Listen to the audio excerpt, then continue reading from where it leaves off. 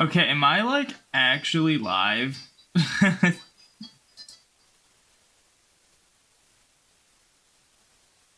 Oh, I never fixed the setting. I wonder if I can do that while live. Probably not.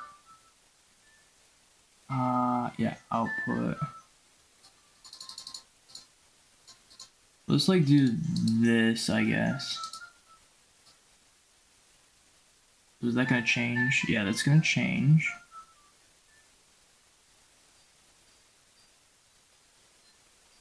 Well, it still jumps over 6,000, so I don't know.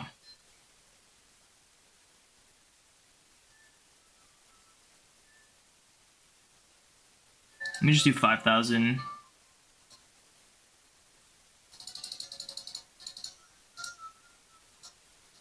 It's cool that I can change that while live. I'm live, right? We're all here? Alright, what's up, Platypus? Welcome in.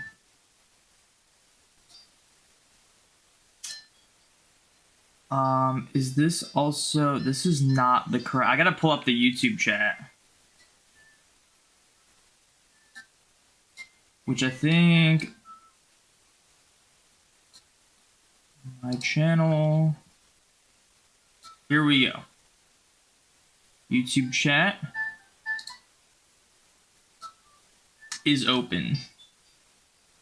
So that's neat. Yeah, attempt number 2. Yeah, so I went live and then it just like went down. Like I think it was my internet. We just had like a crazy lag spike or something at a bad time. So I just decided to restart it. But it seems good now, so that's good. But yeah. We're here. We're alive. We're going to be doing some shiny hunting. Also, in the background, I have legends, so I can wait for space-time distortions. And if one shows up, we can switch over to legends and do some space-time distortions. So, let's get everything situated. And I also have my... You can't see it, but I also have... my Pokemon Go open. This is going to be kind of hectic, I'm going to be honest. You guys gotta make sure that you let me know if you see the text for the space-time distortion. I believe it'll show up like right here, so you guys should be able to see it. So you guys gotta be on that, because there's a lot going on.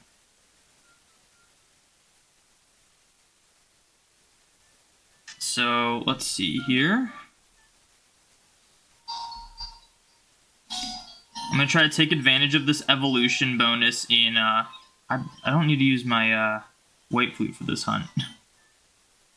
Take advantage of this evolution bonus in Pokemon Go. Because if you evolve a Pokemon, you get 2 XL, sometimes 3 XL.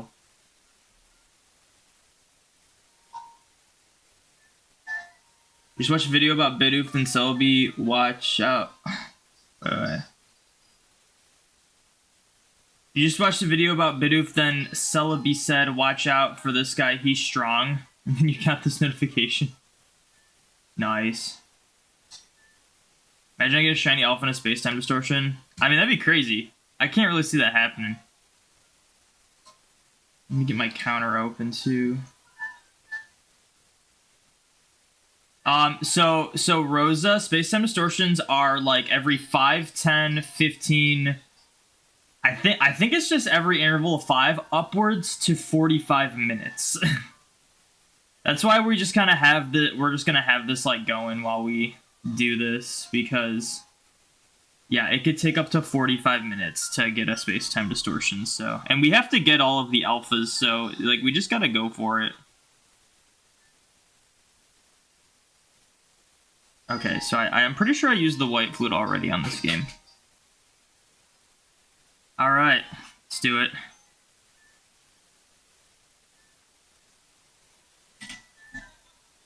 This is gonna be crazy. I don't know if I'm gonna be able to do this very effectively.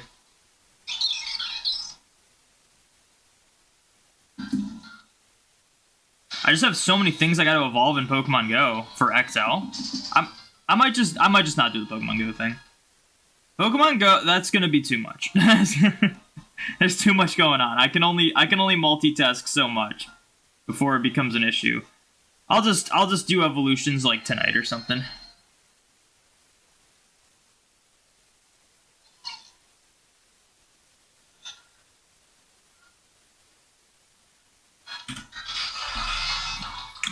catch these Snubbles. I need Snubble XL.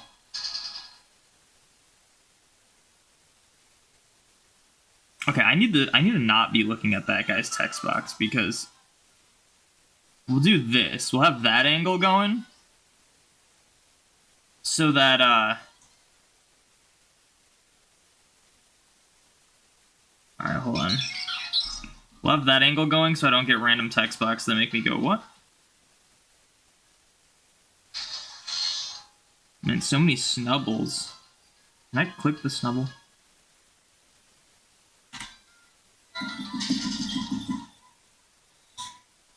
What distortion exclusive do you still need for the alpha decks? Pretty much all of them.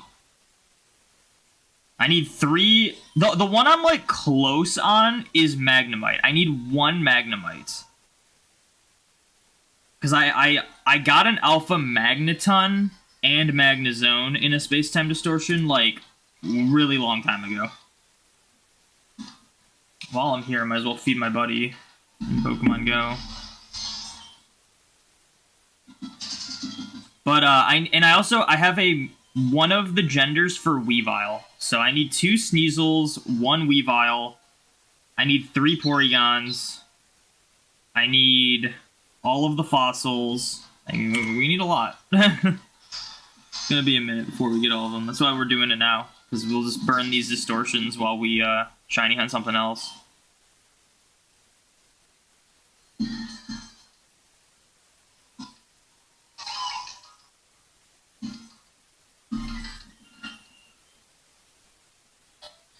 Got a shiny Silcoon in Eterna Forest at 1594. Random encounters BSP for phase 1 for Bidoof and your DTQ. Nice, congrats. I want to do like a Eterna Forest hunt at some point. The only thing I'm worried about is that it's like everyone does that hunt. Everyone does that hunt. Like everyone and their mother has hunted in Eterna Forest with Cheryl. It's like a go-to for shiny hunting. But if I'm being honest, there's like not that great of stuff in Eterna Forest. Like the coolest ones are like Mischievous in like Murkrow, and then like Wurmple's cool, don't get me wrong. But like Wurmple is very common in Gen 3 in Hoenn. So it's like I can see myself getting the Wurmple line hunting like other things in Hoenn, and then I'm not gonna want that, you know? But like Budoof's cool and Baniri's cool. Those are like probably the main ones that I would go for. But I feel like it's a lot of just stuff that you get in other games anyway. It's like I think my issue is I would want there to be more Sinnoh Pokemon, because it's really just like, besides like Bidoof, it's like Bidoof and Baniri are like the only Sinnoh Pokemon.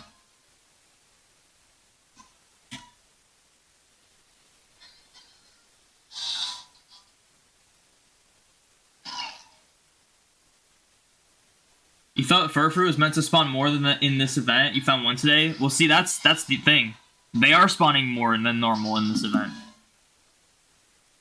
Furfrou, throughout the last, like, season or two, has had a 0 chance of spawning. Now it has a very low chance of spawning. You can get them in tests, though. It's catch 10 Pokemon. It's either that or Love Disc.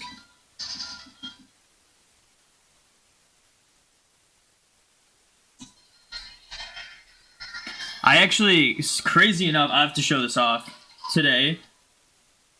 On my alt account, I got this shiny Furfrou from the Research Breakthrough. I got a full odd shiny Furfrou from the Research Breakthrough on my alt account. That is my second full odds Research shiny Furfrou in Pokemon Go. I got one from a task during the release Fashion Week event where it got released shiny.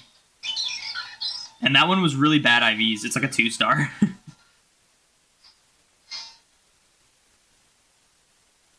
But it was Pokemon that everyone hunts. And yeah, it's because it's one of the only Sinnoh Pokemon. I just wish there were more Sinnoh Pokemon. Like, they could have chucked, like, Kricketot in there or something. It would have been way cooler.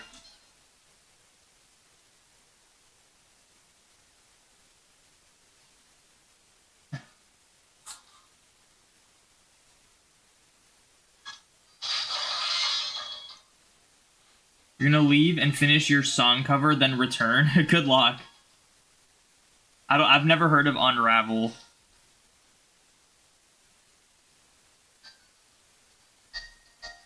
What's up, JG and Thor? Welcome in. Thank you for the shiny luck, Thor.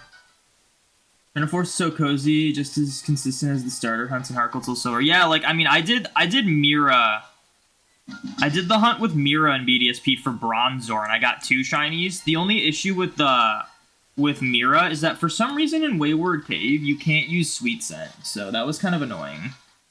And the encounters are a little slower, but I ended up getting 2 shinies. I got a Zubat and a Bronzor. I was really glad I didn't get a Geodude, because I already have the full shiny Geodude line, outside of Alolan's. And I'm, like, too scared to do Buck and, Riley. I'm too scared. I feel like even though I could go prepared, I'll just be so worried I'll fail something. Everything, like, blows up for them.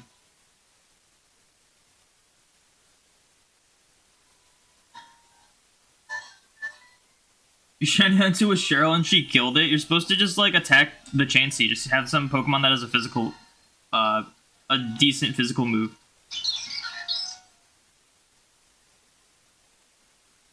Roserade's such an amazing, but yeah, Roserade's cool. You got a Veneer after 7 encounters when you ditched her. See, like, I hunted in Eterna without Cheryl. I used the dongle thing for Weedle and Kakuna in Eterna Forest, but you have to be post-game for that. So I hunted Eterna Forest and got a Weedle and a Kakuna, and that was without Cheryl.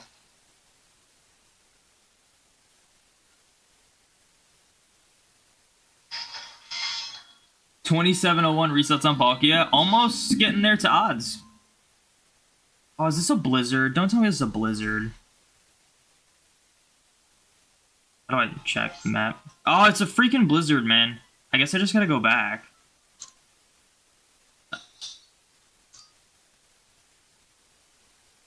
The stupid space-time distortions can't spawn in, like, it's like Blizzard and Thunderstorm, and I'm not sure about Fog. Maybe Fog, I'm not sure. Can't go there. Guess we'll go... I think I need something from every place except for Alabaster, so I guess we'll just go here.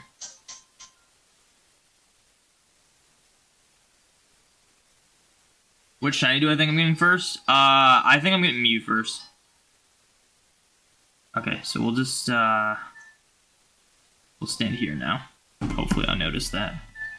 Mew's a little more likely to show up, but honestly, I don't know for sure. I just hope I don't get a Starly.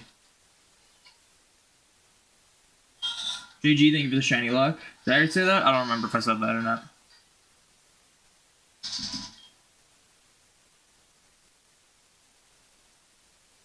Well, I don't know if you're necessarily meant to be doing the research test to get more Furfurs, but it'll help. I just think they, like, kind of dropped the ball on spawning Furfur this event. Because Furfur realistically only spawns during this event and the Fashion Week event, so... It's kind of weird that it's not really spawning that much wild. But maybe they'll adjust it. Because, yeah, it can spawn wild. Like, I saw one on my nearby. I still need one for the collection challenge.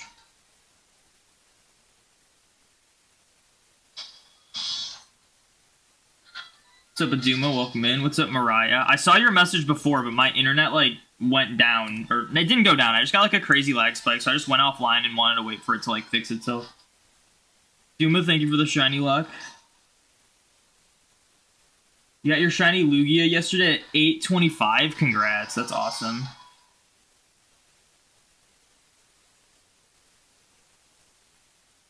You loved watching my BDSP DTQ. Yeah, I want to do more DTQs. My next one will probably be like the Alola one. That's the next one I have like planned out.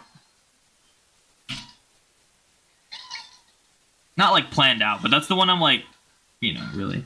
Also, remember, anyone who's watching, make sure you pay attention to this screen in case I missed the text for a space-time distortion.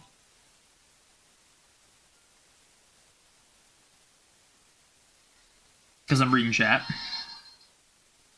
You're gonna get back to the Mewtwo resets, 12:31 resets, and you're almost over odds. Good luck, good luck.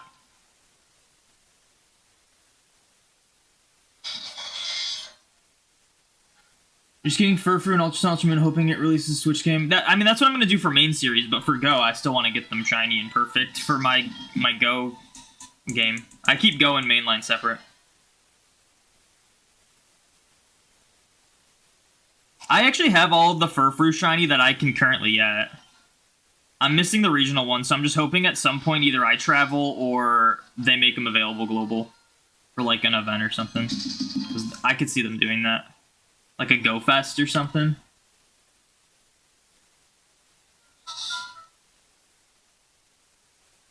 Already over 300 hours in Pearl for shiny starters. Well, that sucks. Hopefully you get it soon.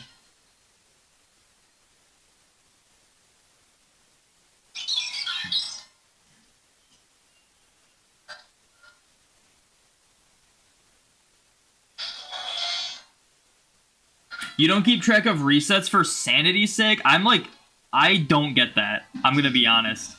I feel like it's easier to go insane if you don't keep track of the encounters, because you're always gonna expect you're farther in than you are. Like, even if you are over odds, let's say you're like 16, 20,000 on that hunt. You'd be like, man, I gotta be like 30k at this point, you know? I feel like that would make me go more insane. Not knowing. I always gotta keep track unless it's like Scarlet and Violet, in which case it's so like unrealistic to try to keep track most of the time.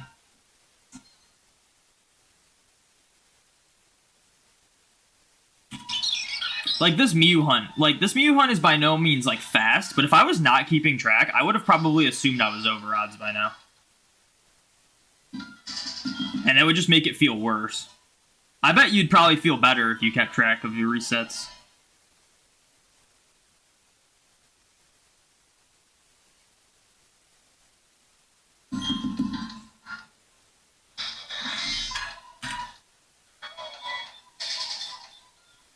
Mariah on a 10 stream streak.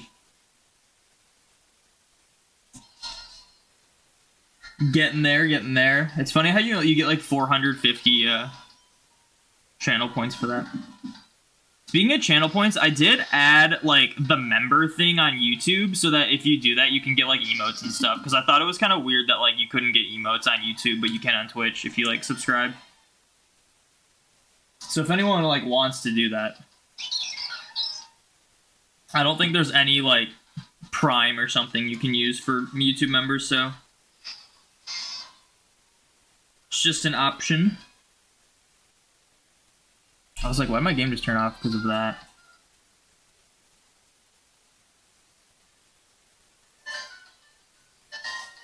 Reason you think that because you try keeping track and just irritated you seeing the number go up?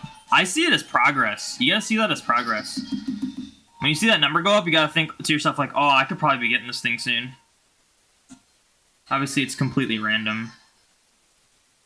Oh, I'm pretty sure I set up Nightbot for YouTube as well. So I think the only things I have so far for Nightbot are !recent, which will link you to my most recent like full odd shiny reaction video, and then ! Shiny Dex should work now in YouTube. So I kind of like set up everything last night after stream.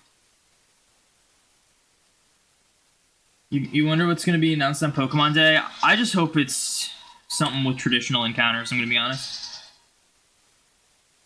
You always keep track of hunts? Yeah, I do too. Even in Scarlet and Violet, I do my best to try to keep track of encounters.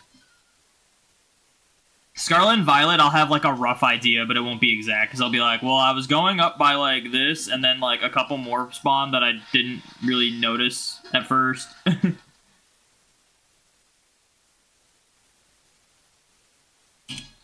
I'm kind of thinking Pokemon Day is going to announce some sort of Johto remake. I just hope it's like a traditional encounter Johto remake and not like a Let's Go. With like cool new mechanics and maybe like a cool post-game thing, because BDSP was lacking in the post-game department. Pokemon games in general have been lacking in the post-game department, which normally like the post-game's the most fun part for me.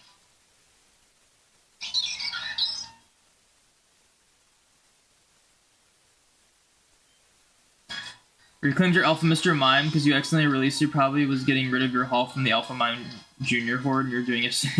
Yeah, I did that with Oshawott. I released Oshawott, but I did reclaim it. Seeing the hours doesn't hurt you as much as seeing injured number. I mean, fair enough. I'm not gonna force you to, to do it. I just see it differently.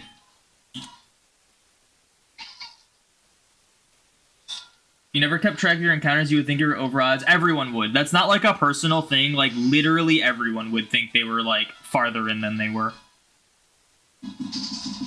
And plus, encounters is a better way to gauge, like, how lucky or unlucky you are. Because obviously it's one of those things where you could be like, oh, I spent 5 months hunting this thing, when you do, like, 3 encounters a month. Like, so that just means nothing, you know? There was someone who got, like, an article written on them because they got a shiny Mew and it took them, like, 2 years. But it only took them, like, 10,000 resets, which is, like, that means they were really not hunting it for the last 2 years, and they got an article written on them about it. It was so dumb. Like, 10,000 isn't even that bad. This does put a smile on my face. Tolu Kafan, thank you for the follow. Thank you for putting a smile on Thanos' face. I do appreciate it. At one point in the future, you get a shiny, so every check you do is one closer. Is how you keep your sanity. You keep track of everything. You're playing through a game. You find a Scarlet and Violet. You're playing through Scarlet and Violet. Oh my gosh, I gotta add all these encounters that I'm not hunting, but they're encounters. What's up, Jack? Welcome in. It sets boundaries in a way. You always use your longest and shortest hunts as the minimum maximum, if that makes sense. Yeah, that's what I do too. It's cool. It keeps, like, goals. Yo, Jackaroku, thank you for the Prime sub. Thank you so much. How's it going, Jack? Welcome in. I do really appreciate it. Wait, what's cool about, like, keeping track of encounters, too, is you can, like, be like, oh, this is my longest I've gone. This is my shortest I've gone. It sets, like, little goals and stuff. Like, oh, let's try to get it before this number. Hello, Jack. Welcome in.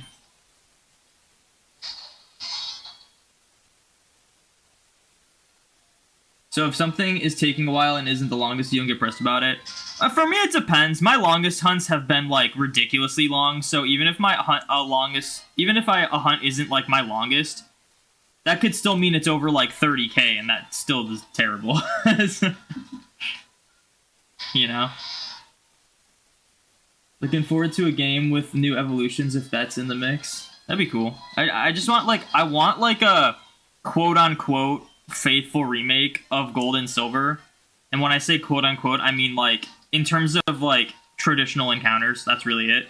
Other than that, I want it to be, like, I want it to change up the formula and have, like, introduce new things. Maybe new Pokemon. That'd be cool. Have, like, a post-game area that's, like, a different region that no one's heard of. You know, kind of like how we got Kitakami in the DLC. Maybe there's just, like, kind of like Sevi Islands, something like that. But instead of just, like, later-gen Pokemon, you, like, also can get, like, newer Pokemon, like, new items and stuff. I think that'd be cool. But I'm expecting a remake of some kind this year. I'm not expecting, like, some brand new Pokemon game.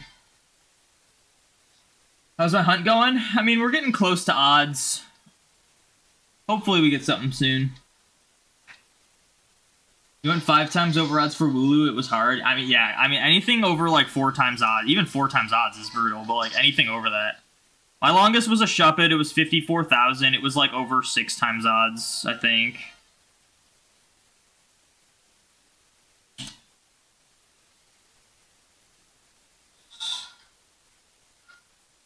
Really, just you probably definitely don't see it as an issue if someone keeps track with a count. Oh, yeah, no. I mean, to each their own, for sure. You just count phases at this point. You tend to do other stuff during hunts. You don't want to also count encounters. I mean, if you're playing... And also, if you are playing Scarlet and Violet, I don't expect anyone to keep track of encounters. This better just be a regular rainstorm. Okay, good, it is. I guess when I open the map, I should check to see if there is a space-time distortion somewhere in case I missed the text. It doesn't look like it.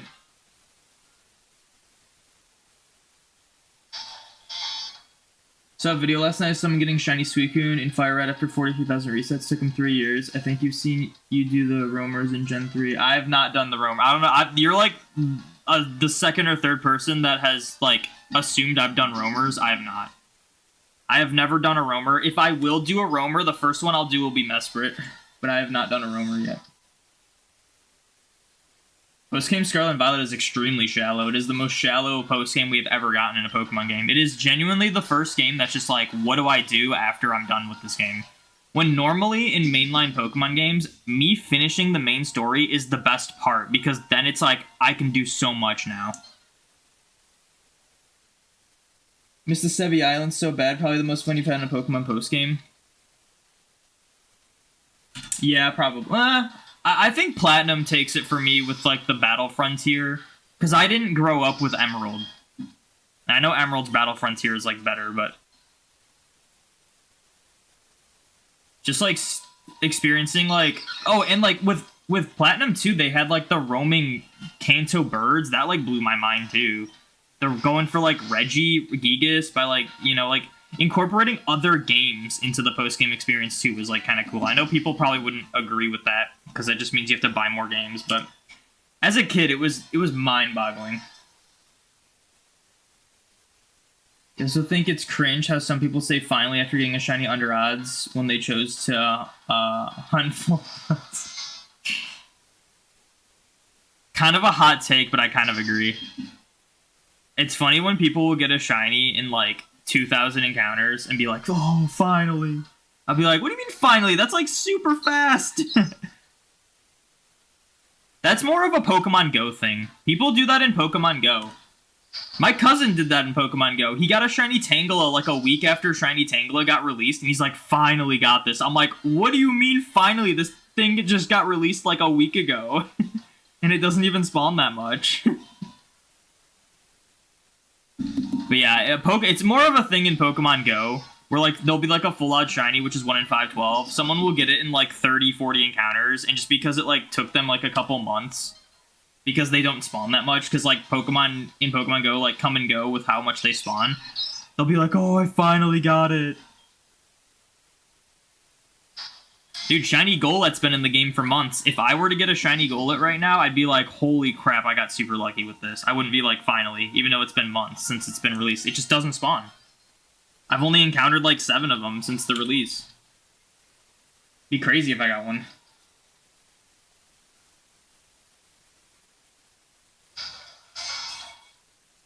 Complain about not getting a shiny when they are under odds.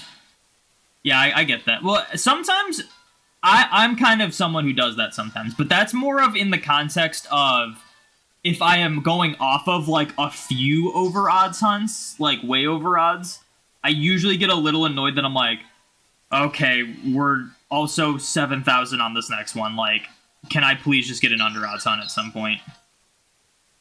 Because it's like, there's nothing wrong with expecting an under odds hunt, but it's one of those things where, in general, you shouldn't really expect to get a shiny under odds and then just be pleasantly surprised when you do.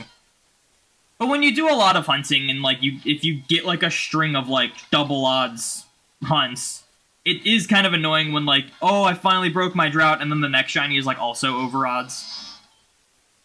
And you're just like, this couldn't have just been an under odds hunt.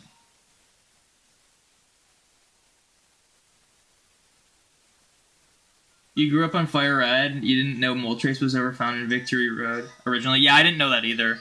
I did not own an original Game Boy, so I never had the original games.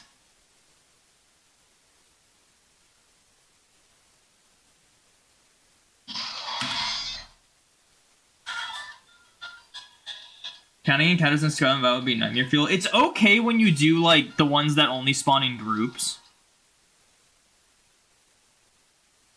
Anyone see a space-time distortion, thing? No? Maybe soon.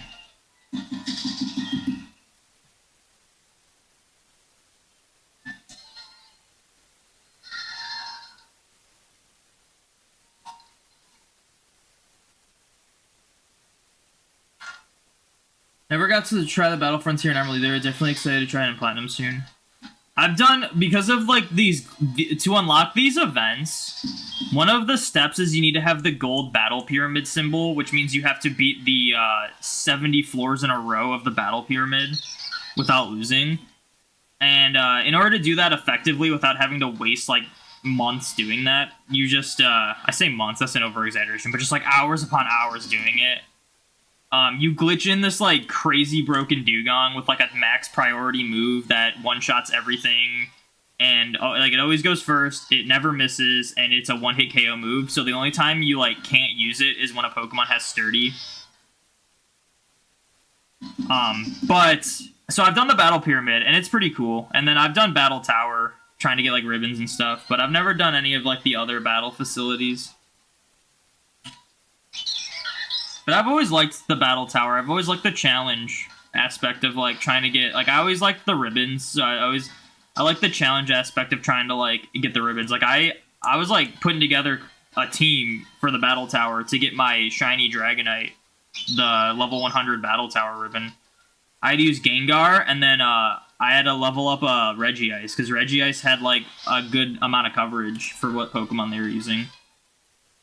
Like, I think I Eevee trained it, too. For you, it depends on how tiring the hunt is. If something like Scarlet and Violet Cyndaquil, getting it in odds is still tiring. Scarlet and Violet Cyndaquil? I don't think anything in Scarlet and Violet is worth saying finally over. I feel like Scarlet and Violet is just on a whole nother level of how easy... Like, tough hunts in Scarlet and Violet, outside of Gimme Ghoul, because that was ridiculous. Like, tough hunts in Scarlet and Violet are still, like, a fraction of how tough it is in, like, older games. And I don't even think it's that hard in older games, if you know what you're doing. So, I don't know. I kind of disagree with that statement. If you had said, like, obviously, like, a Manaphy hunt or something like that, I would have been like, yeah, going 4,000, 5,000 for Manaphy would have been ridiculous, even though that's still, like, pretty far under odds. I think it's justified for someone to say that when they do, like, 4 over odds hunts in a row. Yeah, that's kind of what I'm, like, going for, is, like, I'll say, like, finally I get an under... Not finally, but I'll be, like, annoyed if I don't go over... Or if I don't get an under odds hunt when I'm, like, pushing, like, a streak of over odds hunts, because it's just kind of, like, seriously.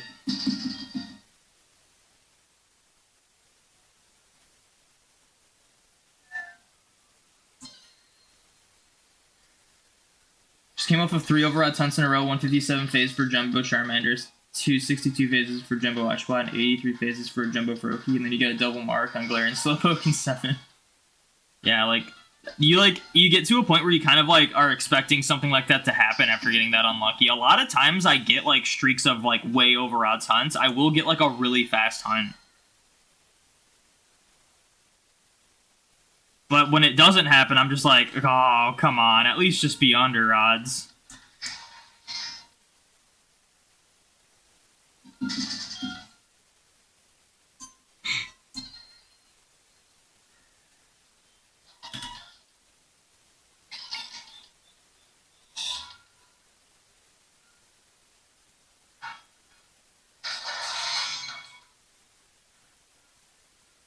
You don't get the charm of hunting full odds with multiple devices, not the same as hunting with boosted odds. No, it's different.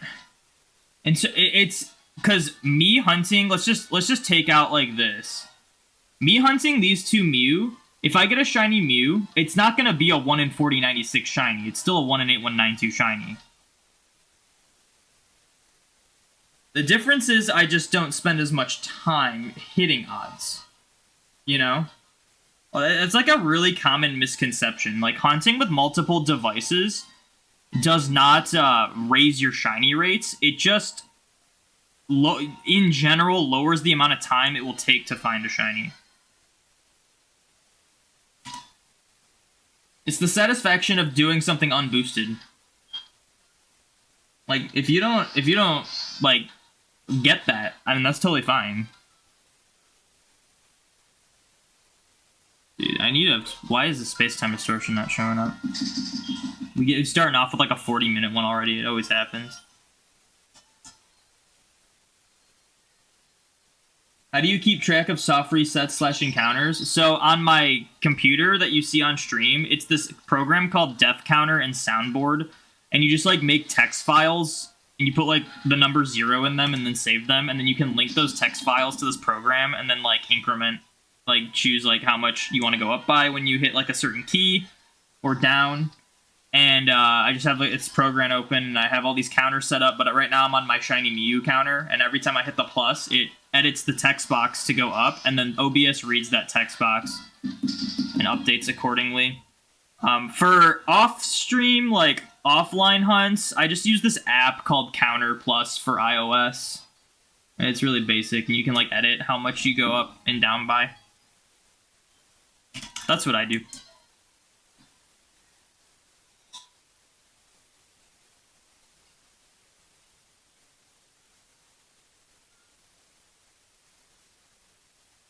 I went 4 times odds for Lugia and Crystal. That's tough.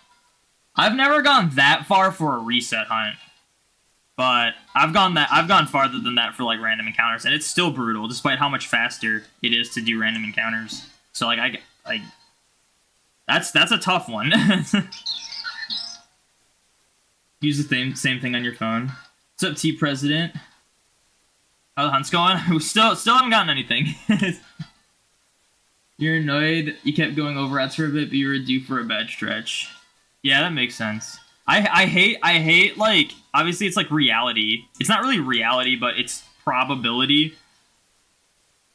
Like, when you get crazy consistently lucky, like, you just know at some point you're gonna get really unlucky. I hate, like, thinking, like, dude, when is my next unlucky stretch gonna happen? Like, because you know it's gonna happen, you just don't know when.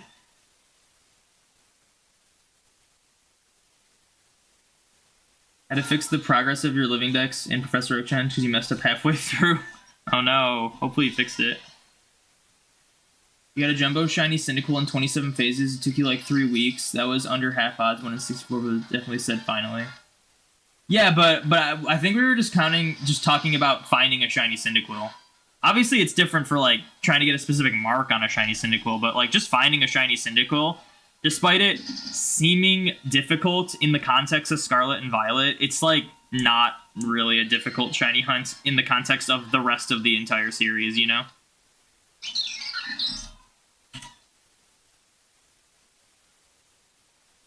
Full odds egg hunts in Scarlet and Violet are tough. I think full odds egg hunts in any game are tough. But I've never tried it. I've done a decent amount of Masuda, and I just think to myself, man, I can't imagine doing this full odds. Please be shiny blue. Are you doing the briefcase? The grief case simulator? If it's the number of encounters, then would full odds in Scarlet and Violet give equal amount of satisfaction with how fast the encounters are? For me, no. For me... Oh, space-time distortion. Nice.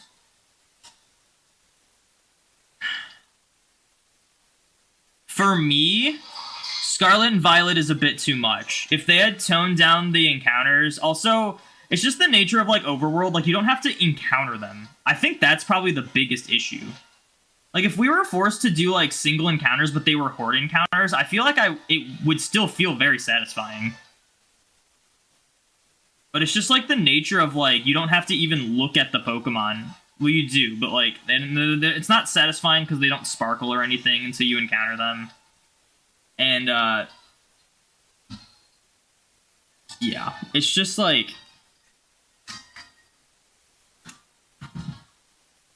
I don't know. It's just, it's too much. It's more than just the encounter rate, but the encounter rate is a big thing. There we go. Alright, cool. Oh, I forgot I'm using this so you guys can't see it. Let's see how long this thing is. I think we got some time. We're gonna switch back to this one. We'll do some more. Blind Guy, thank you for the shiny luck. I think a big thing about, like, the difference in shiny... Why is this... I might have to change the battery on this remote. It's, like, not working. Oh, that's the audio. Wait, hold on. No, that's not the audio. I just hit the wrong button. There we go. All right, I'll keep this up here so I can still see if it's about to start, and then when it gets closer to starting, we'll switch over to it. But I think about like shiny hunting is like just hunt how you want, but like people try to just poke holes in how like other people shiny hunt for no reason, just because they hunt differently. Like, you guys are like, I don't understand why you like full odds hunting with multiple games, but Scarlet and Violet is too bad. It's like, it's just because it's completely different.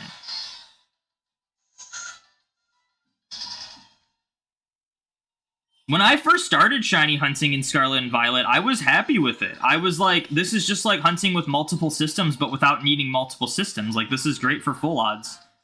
And it just wore, like, the excitement wore out, like, really quickly. Because it's just totally different. Like, again, if it was like single encounters, even if they were horde encounters, it would be a lot different. Or if, you know, they sparkled in the overworld or something.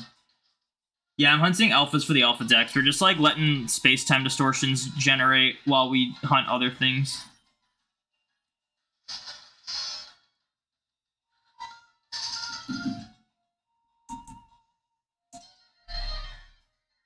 But yeah. A friend, you're looking to buy a copy of Pokemon Emerald, but you don't know how to tell a legit copy from fake copy. The easiest way, I can't tell. I can show you on a different game, but it's the same for Emerald. Easiest way to tell is if you see a photo of the back of it, it needs to have this rectangle thing with the cross in it. If it does not have that, it's guaranteed fake. That is like the easiest way to tell. There should be other signs, like if the sticker looks weird and stuff, but if it has that, it's authentic. If it does not have that, it's fake. So it is so hard to tell on that dinky old screen how close the space-time distortion has. For the sweet spot for the amount of effort to reward is right about at 1 in 8192, but that's just you. For me, it's just full odds, but traditional encounters. Like, not, but even then, like, I feel like even Legends, I need to make a full odds file on Legends, because it was still kind of exciting finding that 1 in 2048 Paris randomly in Legends. When you hear the sparkle, like, even that was better. And I just think, like, if everything was full odds in Legends, it would be, like, more satisfying for me. So I don't know. For me, it's just like full odds, but Scarlet and Violet like really just crossed a line with how much you're just seeing Pokemon and then you don't have to encounter them. So I don't know. But like no matter what they do, I'll still prefer traditional encounters. It's just more exciting when you see like the shiny go across the screen or like come up in the grass and you don't know it's going to be shiny. Just way more exciting that way. Well, marks do I still need for my mark quest? I need the Misty mark, the Dry mark, the Curry mark, and the Kindly mark. Once I finish my Motostoke gym hunt, I'm gonna do and the Mew hunt. Once I finish the Mew hunt, I'm gonna do Milcery. Milcery, going for the Misty mark. Oh, I can zoom in. It's getting close. We'll do like one more encounter, and then we'll swap over.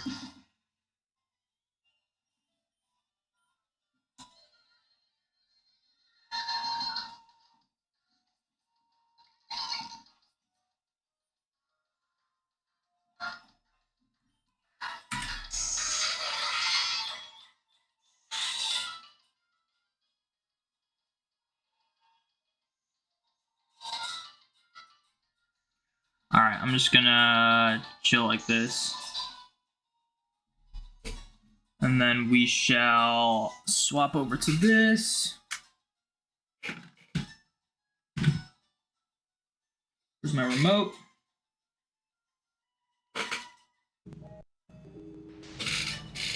I guess I'll just swap to the alpha layout. Oh, my face cam's not on here. My face cam is... I'm not gonna change where my camera's at, but... recording.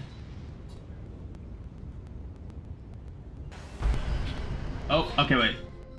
I'm not ready. I need to start recording again. Okay. I'm not going to be in the best camera angle, but...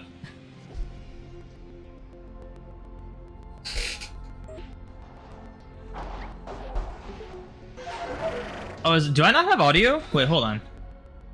Do I have to manually switch the audio too every time? I think I need to replace the battery on this remote. It is just not working.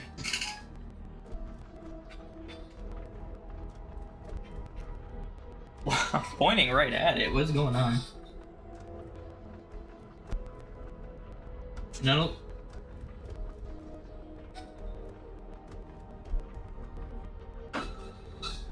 Like, come on. Come on. I want audio.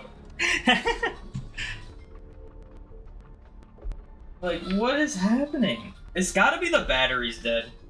No other way. But it's like one of them watch batteries, so I can't just, like, fix it.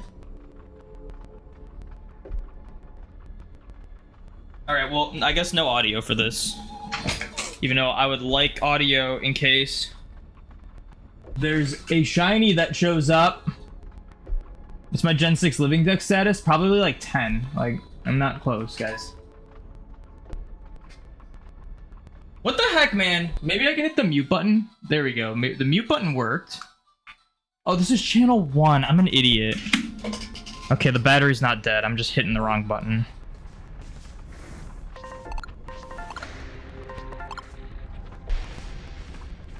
I'm still not hearing audio, though. So what's going on with that?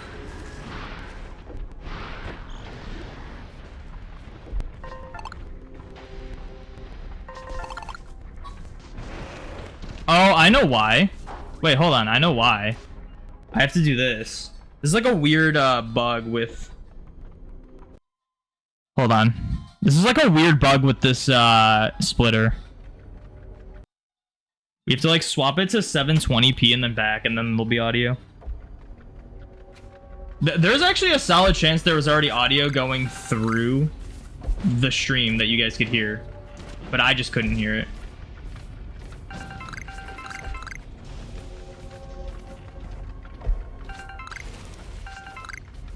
I did not want a springy mushroom. There should be one more Sneasel. Where's the last Sneasel? Oh, is that it? Was that actually the last Sneasel? I hope not. I think it might have been. This is the second one. Oh yeah, that was okay. No Sneasel, but we could still get something from like these goobers over here.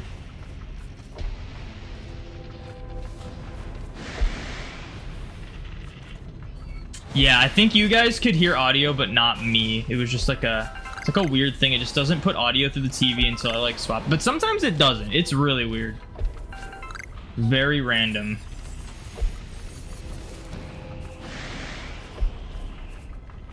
Hunting next right now, you definitely get more excited than Scarlet and Violet. Yeah. And like to each their own. Like if you like shiny hunting in Scarlet and Violet, that's totally fine. Like there's nothing wrong with that. I just think it's weird when people come to like full outs hunters and like try to poke holes in all their logic. It's like you're not gonna like understand. Like you just aren't gonna get it if you're gonna try to do that. It's something that's just you won't get. Even if I have like the best explanation possible, you're not gonna get it. I think I got all the items. I just need like an alpha to show up that's like an EV or something. That'd be nice.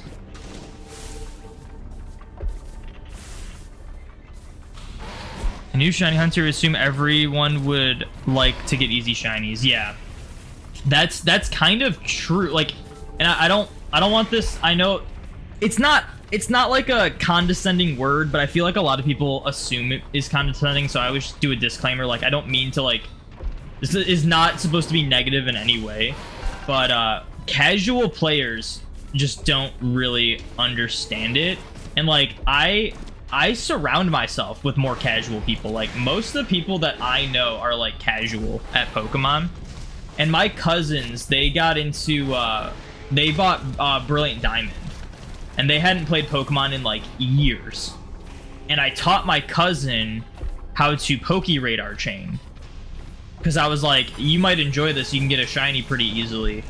And when I told him that I was, like, shiny hunting, because he was like, oh, you should play the game and be, like, roughly where we're at in the game. And I'm like, well, I'm shiny hunting. I'm trying to do, like, a full-on shiny hunt. And I was, I forget what I was doing.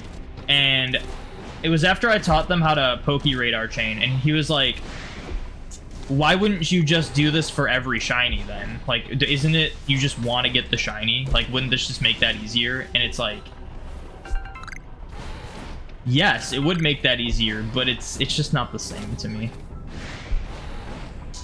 What's fun, what I enjoy about shiny hunting, what got me hooked into shiny hunting, what got the entire community hooked into shiny hunting, is the fact that it is exciting finding something rare in a collection game.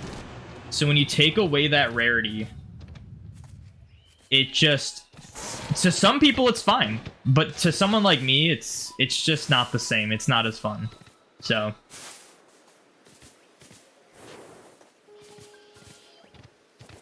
Scarlet and Violet, yes, you can still full odds hunt rather effectively and whatnot, and it is still full odds, and I still count those shinies for full odds.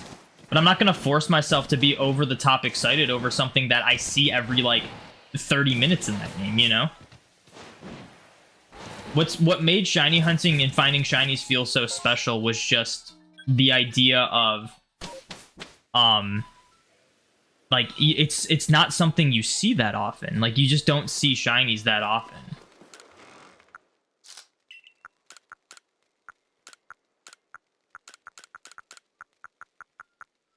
Where's that mushroom? Did I already put it in? I think I did.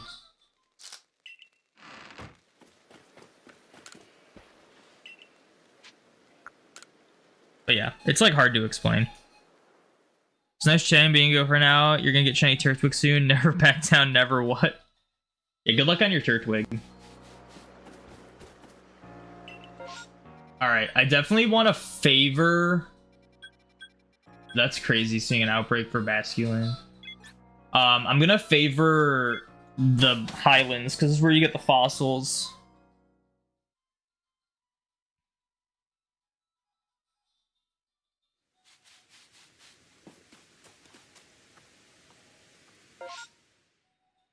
I don't know if fog counts as severe weather, but we're just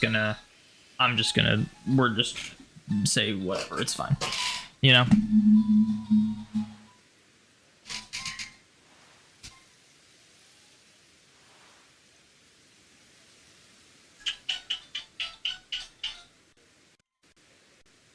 Oh, I'm hitting the wrong thing.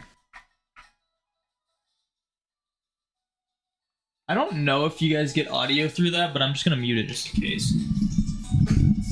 I don't want to have a double audio of my mic and stuff. What's nice in your opinion is in the earlier games you can't do anything other than full odds, so it makes it more rare for any shiny doll. I mean, you can RNG abuse, but in terms of, like, intentional gameplay, yeah. There's something really cool about having a shiny collection in a game where you just cannot increase your shiny rates.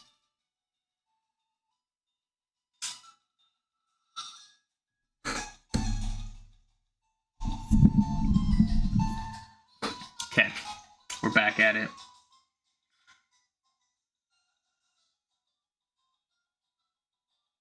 How do you feel about Mousehold 3 family hunts? I mean, I think it's cool. I think if you're doing max odds, it's not like that crazy hard. Same goes for 3 segment to Dunsparce, but in terms of a full odds hunt, yeah, it's an undertaking. It'd be like one of the only shiny hunts I'd like want to do, I guess, in Scarlet and Violet. Because it would still feel rare, but again, like, I feel like if the only way a shiny feels special is if you get like the 1 in 100 version of that shiny, then the idea of a shiny has just been lost, you know? You definitely want the deck, so now you don't full odds, but you understand the desire for 1 to full odds. See, that's all I ask. Like, go shiny hunt the way you want. It's totally fine, but just sometimes it's nice seeing the other perspective of it. A lot of people don't really understand full odds. A lot of people like to villainize full odds hunters because when we say we want shinies to be more rare or we enjoy full odds hunting, people just, for some reason, are really insecure about it and just say us as elitists. Like, I say shiny hunting in Scarlet and Violet's too easy. I stand by that. I think it's too easy. It's not as exciting for me. And a lot of people see that and they think, oh, I want you guys to not have fun shiny hunting. I want you guys to just not enjoy it, to suffer. That's not it at all. I just want a game that's more balanced for shiny hunting. I want to enjoy it again. In at least the modern games. I still enjoy it in older games. That's why I think the best thing they could do would be to go back to traditional encounters, but make the methods way more effective than before, so that people can get their shinies fast if they want. But at the baseline, shinies are still really rare. I think that would make everyone happy. What's up, Shiny Celebi? Welcome in.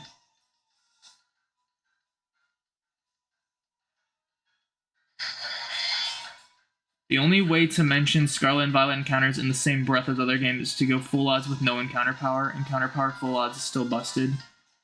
But it's not even that. Because even if you do, whether or not you do encounter power, you're still getting the same number of encounters. So it doesn't like make it busted. It's just you won't phase as much if you do encounter power 3 or whatever. You'll get the shinies at the same rate. So it's still like, it doesn't matter if you're doing encounter power or not. Also, I'm very glad that I like really noticed that space-time distortion text because I was kind of worried about that.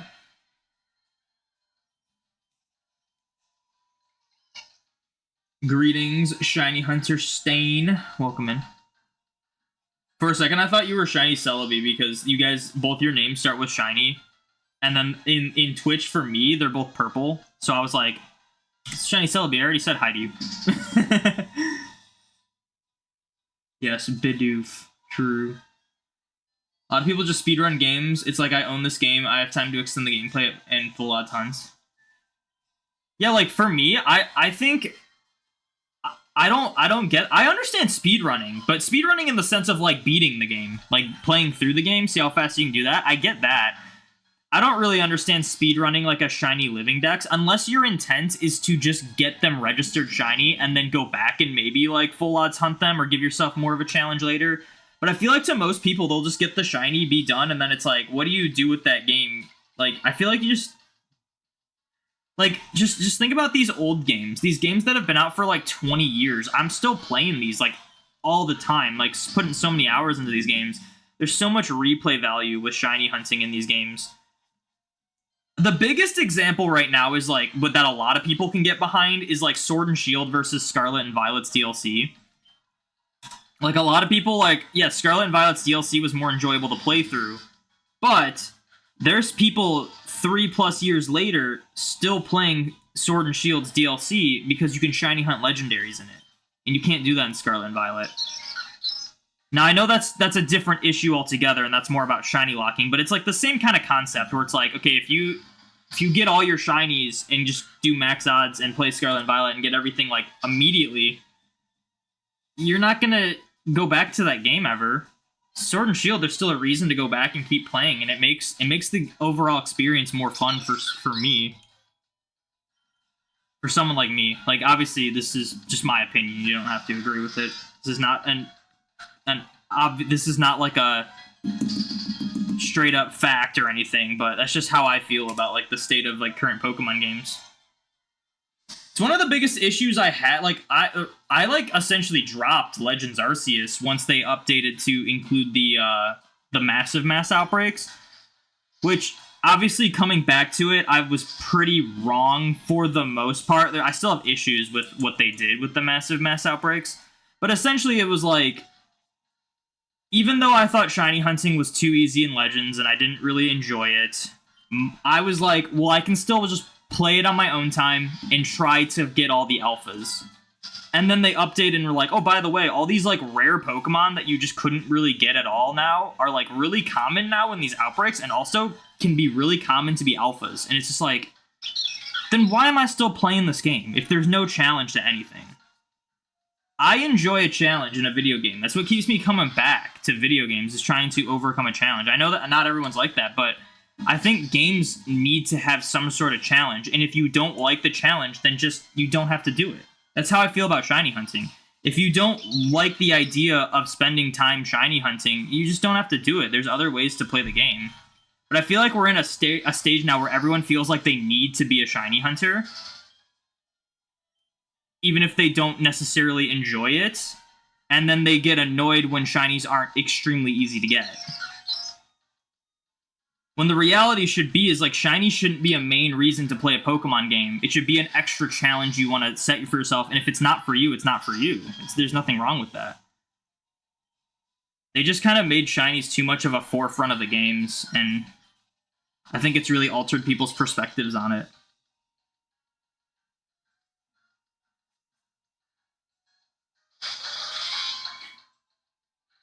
Have you seen Gen 3's video about getting a shiny Why Not in Mirage Island? It's one of the most insane hunts I've seen. I want to do that. I didn't know you could just, like, hunt for Mirage Island. I want to do that. That looks really cool. And once they, like, explain it, I'm like, it makes total sense. I thought it was just once a day, you just, like, had a really low chance. But it was, like, it's based on the Pokemon in your party. So you can just keep catching Pokemon in your party and, like, putting them in your party, and then checking and getting more chances without having to wait days. And I thought that was so cool.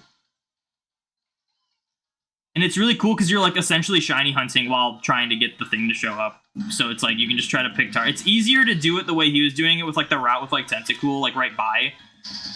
But it'd be cool to, like, go to, like, a place like, oh, maybe I could get shiny Nincada while, like, catching Pokemon for Mirage Island and stuff like that. Like, I thought that was really cool.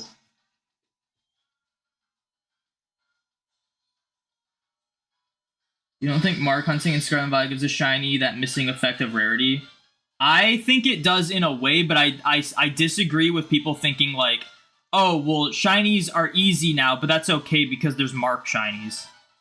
Like, I disagree with that. I also think some of the marks are too easy. I think uncommon mark is ridiculous. Like, here's the thing. Shinies were like an Easter egg in Pokemon. It was extremely exciting when you found one, and then shiny hunting kind of became a thing, and people were going after them. And yeah, people were finding more shinies, but it wasn't, like, crazy ridiculous. When Sword and Shield added marks, it was essentially, like, the same thing. Like, you find a shiny, and that was what was exciting.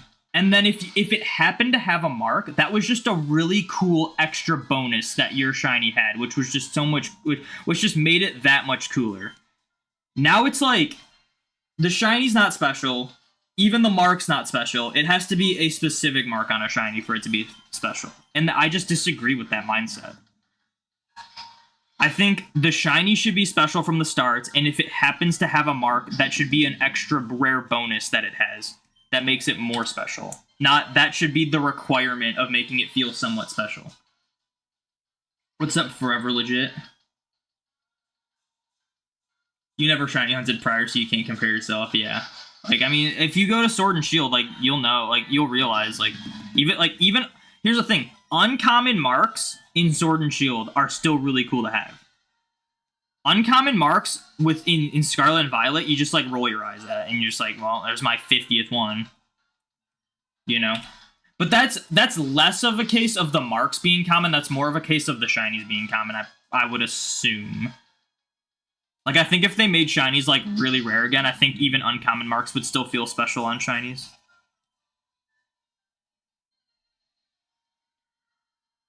You think a lot of people, including myself, feel the same way? Yeah, but we're in this little bubble. Like, I can't. It's hard to gauge. I mean, like, another thing is, like, a majority of the fan base are just, like, casual players that don't even shiny hunt.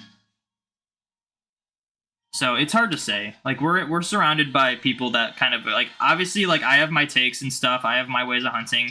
If you didn't, for the most part, agree with me, or you care, or you were, like, so adamant on disagreeing with me or something like that, you probably wouldn't be watching me. So, like, I'm sure there's, like, I don't think we're in, like, the majority, for sure.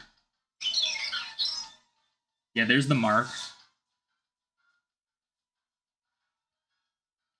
You come from 3 streams, Eiffel plays. Interesting. I don't know any of those people. Most frustrating thing that Pokemon has done is shiny locking starters. You hate egg hunting. I think just shiny locking in general is the worst thing that they've done. But yeah, when they started doing starters, it's just like, dude, and then you get those brain dead people that are like, well, you can still hunt them in eggs, so what's the difference? It's like, it's controlling and it's not the same. There is nothing that beats starting your game with a shiny as opposed to playing until you're able to breed and then get a shiny. It's just not the same. You like how that Tennessee emoji has a rare mark in the stamp spot? Yeah, that was the idea. I made them. I make all my emojis. Masuda can be annoying at times. Oh yeah, egg hunting is just not fun. I've never enjoyed Masuda method. Like, as much as I hate Scarlet and Violet shiny hunting, I would probably, unless they are available in a later game with, like, traditional encounters, I would probably choose to hunt the Galar starters in Scarlet and Violet over egg hunting them in, like, Sword and Shield. You know? I'm just not a fan of egg hunting.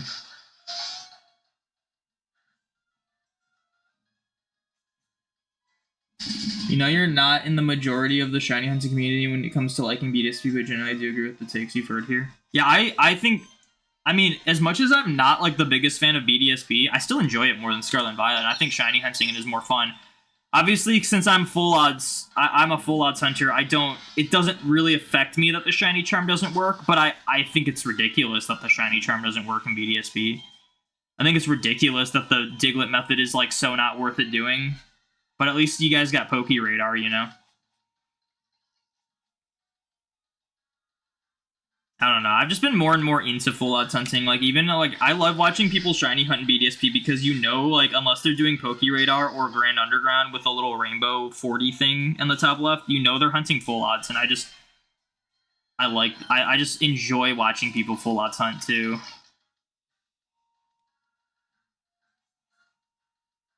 But that's just me. Like, obviously, I'm just one person. That's why, like, I just think that, like, the best way would be to do traditional encounters. Because shinies are really, even with 1 in 4096, if it's, like, single encounter, traditional encounters, you gotta encounter the Pokemon to see if it's shiny. Even 1 in 4096, shinies are still really rare. But what they need to do is, if they do methods, none of this Diglett method BS, none of this, catch combo method BS. Like, the methods gotta be more in line. Space-time distortion.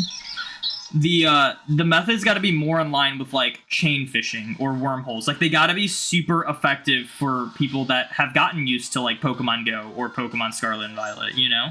Because it's not fair to them to, like, finally enjoy shiny hunting and then backtrack. But on the flip side, I think it's not fair to someone like us who, like, if they take this route for shiny hunting and then never go back, because I don't like this route, this current place we're at. So I just think there needs to be some sort of compromise, some sort of balance, and they just haven't hit that yet.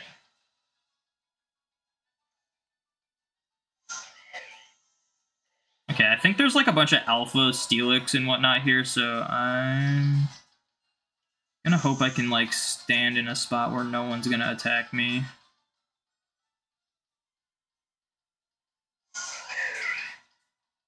Where'd it go? Okay, it doesn't look like there's really anyone over here, so we'll just... Yeah, we'll just chill here. Might just wait till the distortion starts and then swap it. I like the idea of leaving the routes as random encounters and then have a wild area type with space with overworld shinies. I don't really like overworld shinies at all. Like, I like what they did in Sword and Shield where there were overworld Pokemon, but you couldn't see if they were shiny until you encountered them. That, to me, was, like, the peak level of, like, excitement. Because you just encounter a Pokemon and you don't even know it's shiny, and then all of a sudden it's like, boom, it's a shiny in your face. Like, that was cool. I really enjoyed that.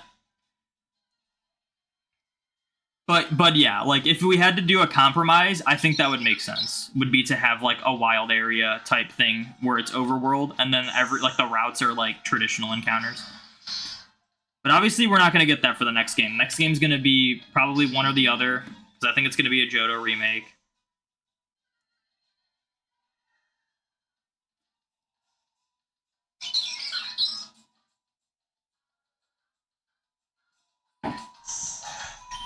You know, after completing all 3 Grief Case hunts and being 5 badges deep on your badge quest, you can say that BDSP is greatly around you. I genuinely enjoy hunting that game. I mean, I hate to sound like a masochist, but there is something unreal about spending a really long time on a shiny hunt and then finally getting it.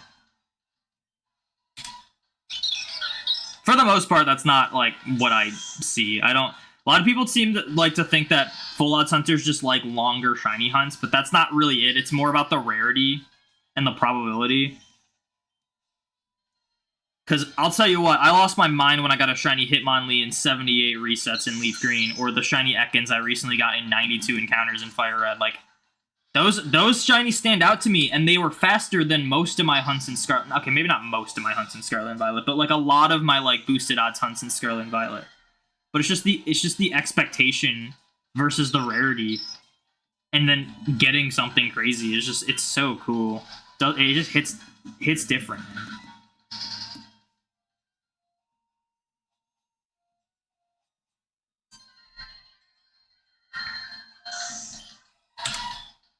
Good night, Thor. Thank you for hanging out. Thank you for the shiny lock. Dark Phoenix, thank you for the shiny lock. The combination of the journey and how it makes you feel knowing the odds. Yeah. Yeah, shiny hunting isn't about the destination, it's about the journey. And the destination is part of the journey. Most people just see shinies as like, I gotta get the shiny, and the only thing that's cool about it is getting the shiny, but sometimes it's about overcoming those odds. Maybe you phase a couple times. Maybe you do some wacky method in order to make your target more common. And then when you get your target, it is just so crazy.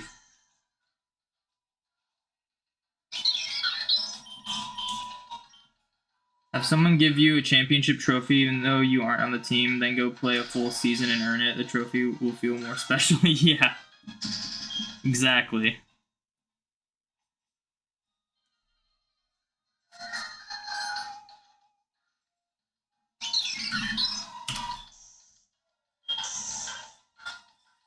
And then obviously I know it's not like super one-sided. Like I saw a video of a guy just like going through his like Pokemon Home decks, and he was just talking about like all the shinies he got in Scarlet and Violet, even though it wasn't like a ton. Oh. The distortion's starting. Let me do one more encounter with Mew. Like, even though he didn't have a ton, obviously he had, like, a decent amount of shinies for someone who wasn't shiny hunting, but it was still cool seeing him, like, all, like, happy about these shinies he found. It's, like, random shinies. So, like, I know it's not all one-sided, but I don't know. I liked the idea of doing some sort of go-out-of-your-way type thing to do a method to make the shinies easier, as opposed to them just being easy from the start, you know? I preferred the older way. Alright, let's switch back over to this.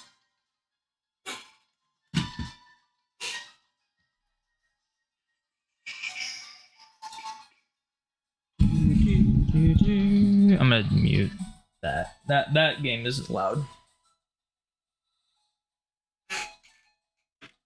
See, now we know that it's channel 1, so I know my remote works.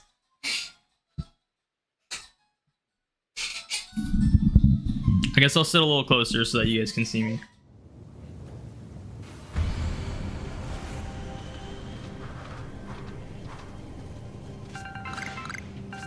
Someone's mad at me.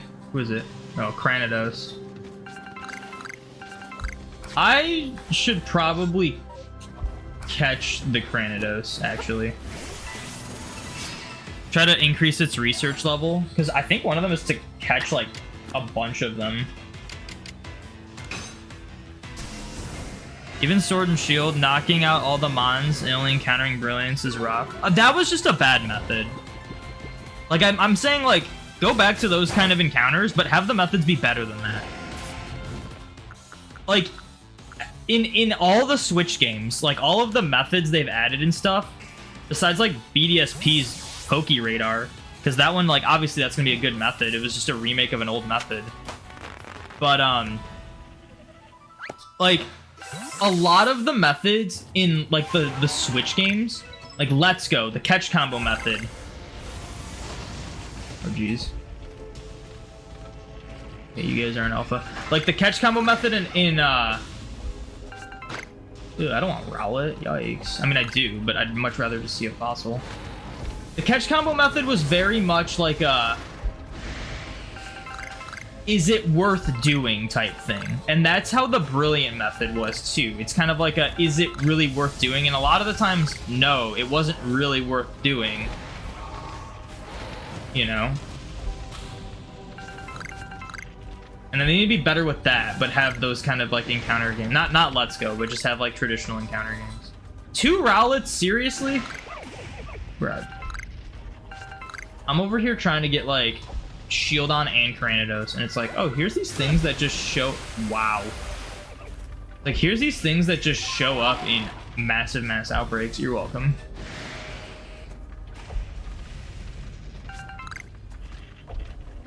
I could still get an Eevee. There's probably items up here.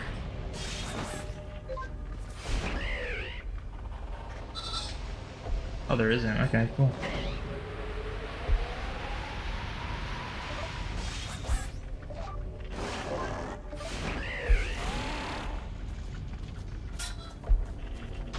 Oh, they're up there. I'm like, where are the Pokemon at? Is it just those two? Yeah, it looks like it good. That'd be rough if I like missed an alpha or something because it spawned up there.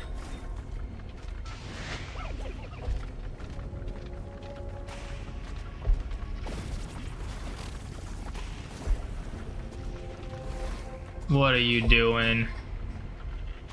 Yeah, run. Get out of here. Why are we only getting 2? Can we get 3? You're not mad at me, are you? Oh, you are, okay. Why are the Rowlets mad at me? There's like a Dartrix that make more sense. Magmortar's kind of crazy. I think I found an alpha Magmortar in one of these.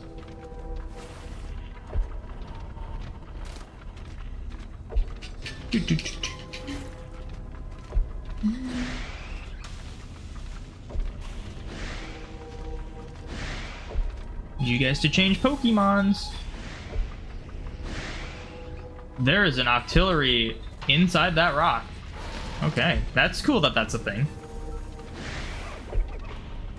Scarlet and Violet vibes right there. Although I'm pretty sure it's still. Oh, he got out. Man, I just know I'm gonna be going through these outbreaks for these space-time distortions, and there's gonna be like, I'm gonna get an alpha Octillery, like the one thing that's just like super common. Like Jolteon would have been insane. Anything Eevee is just gonna be like super good.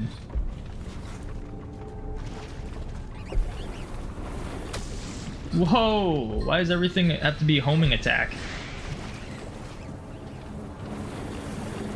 Why is like the mud homing? Oh, I didn't even get to see what those were because they spawned at such a bad time. Oh, there's a shaky tree. Might as well grab this.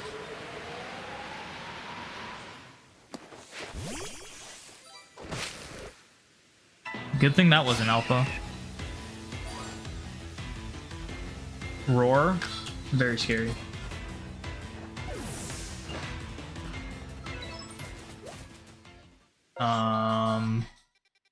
Oh, I'm not like near anything. I'm just gonna do like a quick check the Voltorbs. Cause they I need an alpha one of those.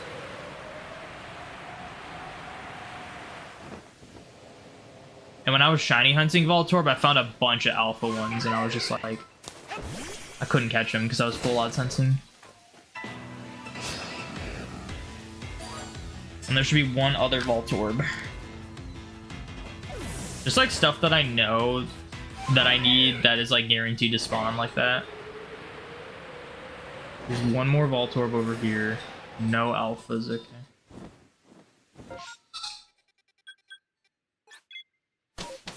I guess technically I could just stay in the Coronet Highlands, but let's not. Just like refresh it.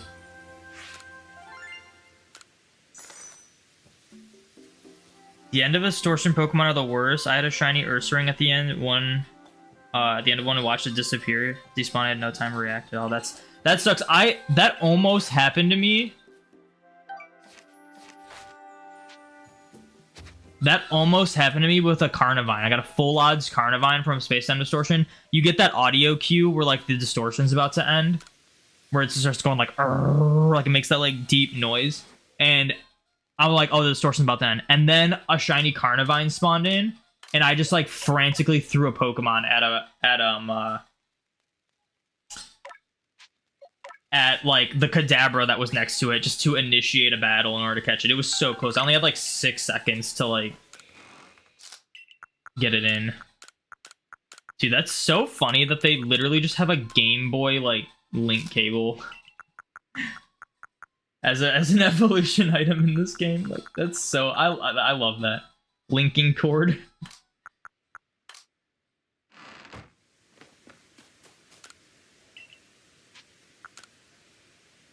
Can a distortion form twice if you stay in the same? Yeah, but we'll just keep refreshing it, because why not? Sometimes we need a reason to not only go to the Coronet Highlands. So if like a massive mass outbreak shows up in like the Coronet Highlands or something, like let's pretend this was here, I'd be like, oh, let's go somewhere else. But we just need a reason to like go to the other ones, because we need something from like everyone except for the Icelands. The Icelands is the only place we don't need anything, because the only Space-Time Distortion exclusives there are like Oshawott, I think, and then like Evolutions. Like there's like nothing special there. I might as well check the Voltorbs here while I'm right here.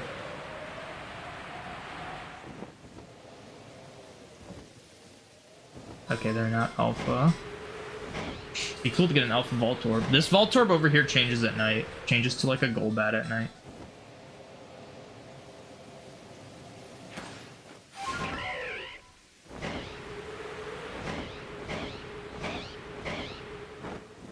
Did I get Mew? I did not. We're running distortion timers while we do it. So we just sit here and then we take this out. And then we swap back to the other one.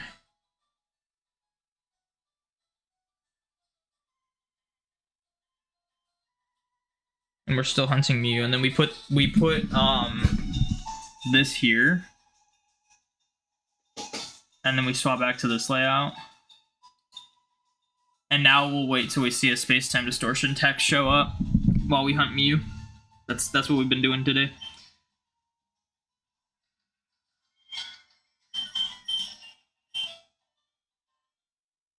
Are you just collecting normal alphas on that file? Yeah. It'd be really unrealistic to try to get them all shiny. Especially the distortion ones.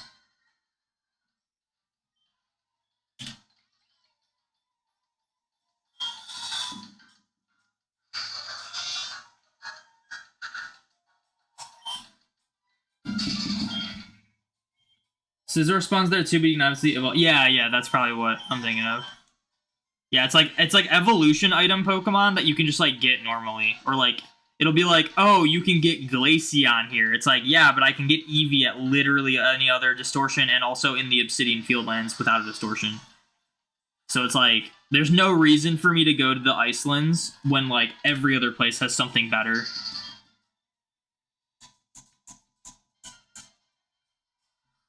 You're excited to play Mana Spotlight Hour later? You need one more shiny to complete the family? Nice, good luck. If you know how to like really grind to try to get a shiny, a good way to do it is to enable AR mode, not AR plus, like the normal AR mode. That's like basic. and you just like click and run, because the AR mode, you don't have to wait for the Pokemon to like zoom out. It just like allows you to run immediately. You just do that until you find a shiny one. Or you can, you know, play it slower and like catch every mono. That's probably what I'm gonna do. I still don't know if I'm gonna go out and play it, but I kind of want to do some of the research tasks for the Valentine's event for like Furfrou and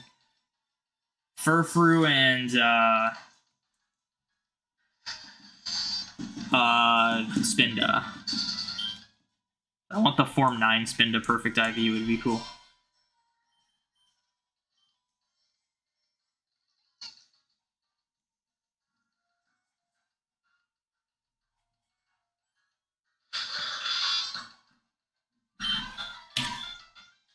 You know, today was Mana. You might actually head out for that. Last week was Dratini. I caught a bunch of Dratini. I have so much XL for it now that I didn't need, but it's fun to have XL. I'm also saving Dratinis, because in case like I run into someone who knows me and wants to do like a trade, one thing I kind of regret is like sometimes I'll like run into people and it'll be a friend or just like someone I run into playing Pokemon Go, and they'll be like, hey, do you have anything like to trade? And I'll just be like, no, I don't really save anything. So I figured it'd be cool like to have a bunch of Dratinis saved up, so in case I like run into someone who either knows me or like just someone playing Pokemon Go, I'll at least have like a Dratini to give them.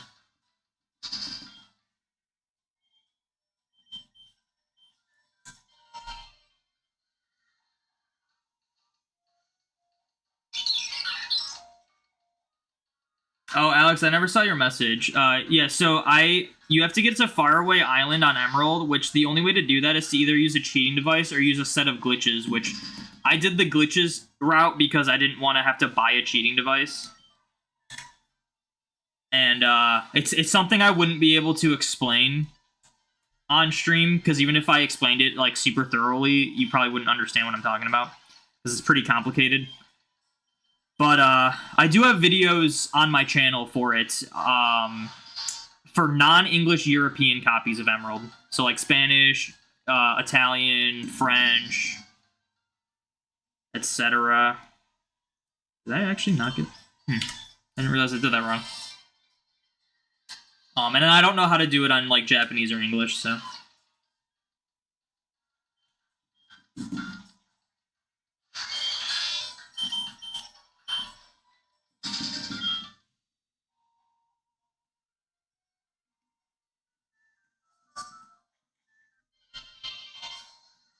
Dude, I'm almost 6,000 in on Bidoof.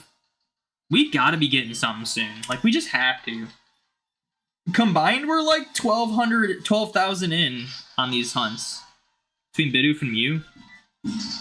Someone's gotta show up soon. Like, we're not gonna get unlucky on all three of these games, right? Right?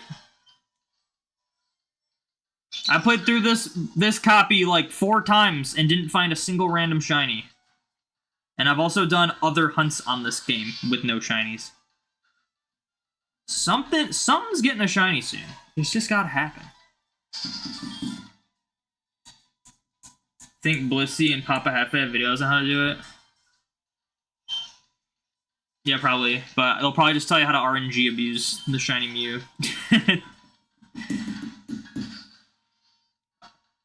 Just try to hunt it first if you want to get it shiny.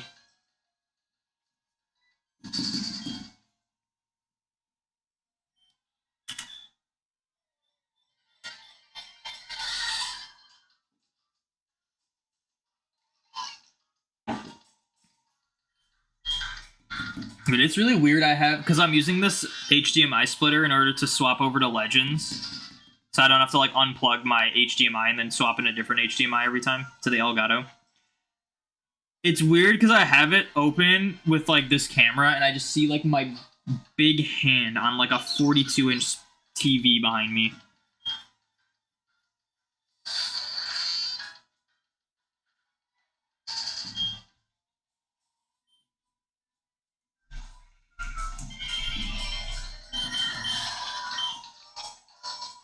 You started your shiny Celebi hunt in Virtual Console Crystal. Your old video came in clutch with the date skip. Nice.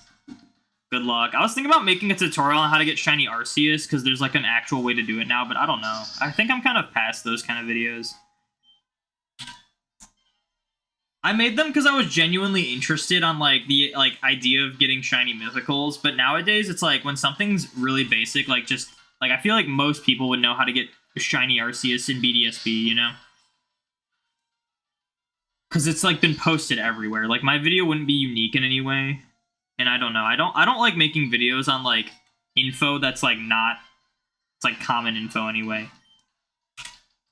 Like when a new game comes out, everyone rushes to like do the whole how to get shinies fast, or how to complete the national dex and stuff like that, or how to get this item or this item, and it's just like, I just can't do that. Can't be doing that. So I don't think I'm going to make an Arceus one. I think I'm done making shiny mythical tutorial videos. But I thought about it.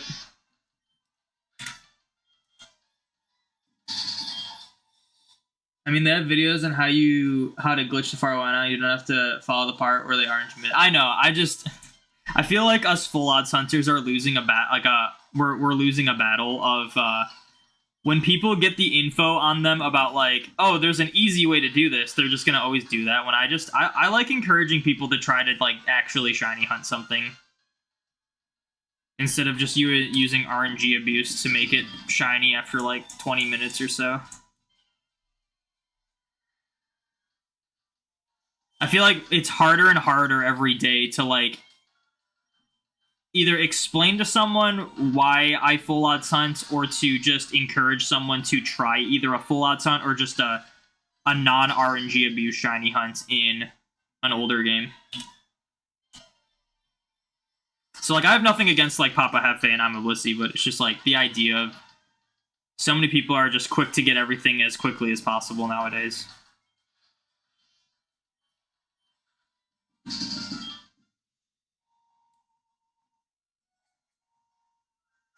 They'll never understand.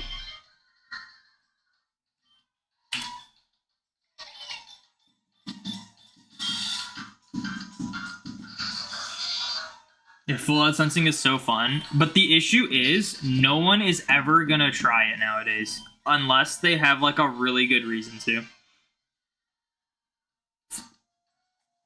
Just this like era of like the newer generation coming in to like playing Pokemon games and stuff. They're never gonna want to like attempt something like full odds hunting.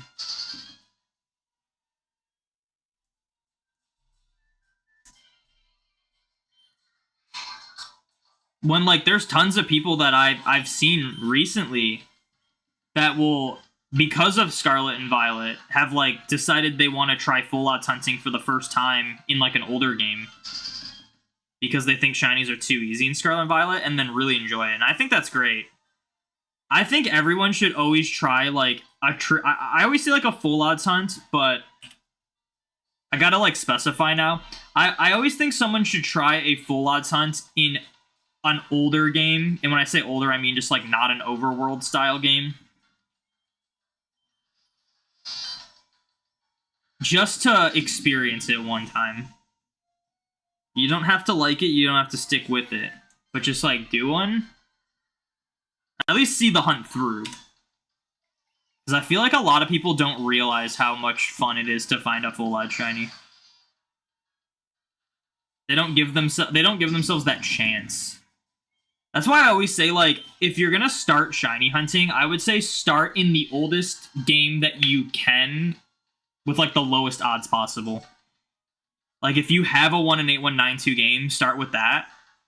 Because you'll have more of an appreciation to other forms of shiny hunting. Like you'll be quicker to try new ways of shiny hunting than if you were to start in like a game like Scarlet and Violet using sandwiches or something like that. Because then you'd be like, why would I go back to these tedious ways of shiny hunting? You know?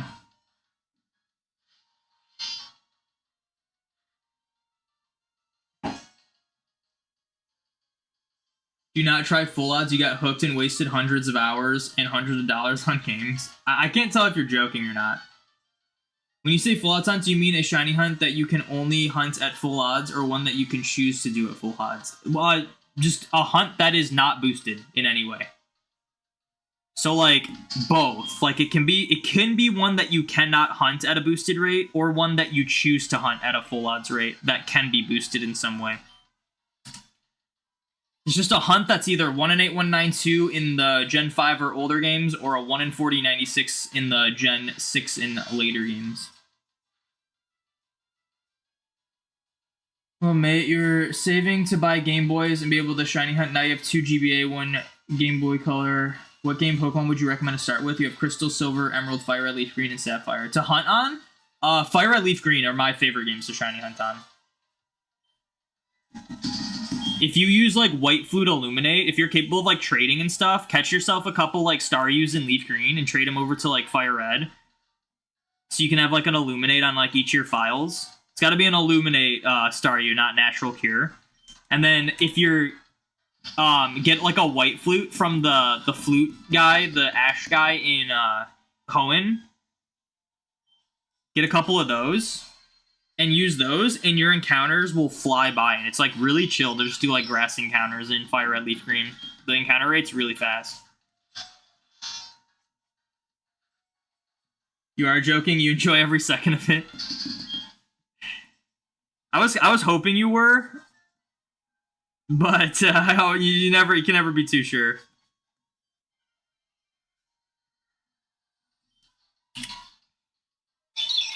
You know, I think you grew up in a different time. That's why you like Full Out so much. Like, back in the day, you played ORAS for fun. You got patience in your blood. Yeah, that's kind of how I am. When I got into... I grew up in a time of, where, like, the newest games were, like, Diamond, Pearl, Platinum. And even though there were, like, shiny hunting methods in those games, no one knew what shiny hunting was. We were too young. It wasn't, like, a mainstream thing. It wasn't even really a niche thing. It just was, like, something no one really did.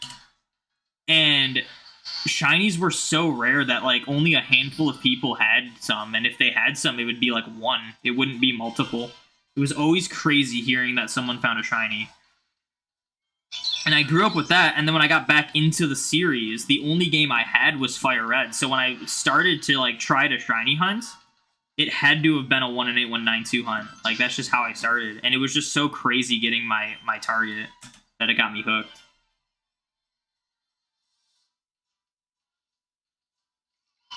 Random encounter shiny hunts in these old games is nice because you can multitask and just run in circles and listen to sounds. Yeah, that's another thing I'm not, like, a huge fan of for Scarlet and Violet, is that you really gotta be locked into those hunts.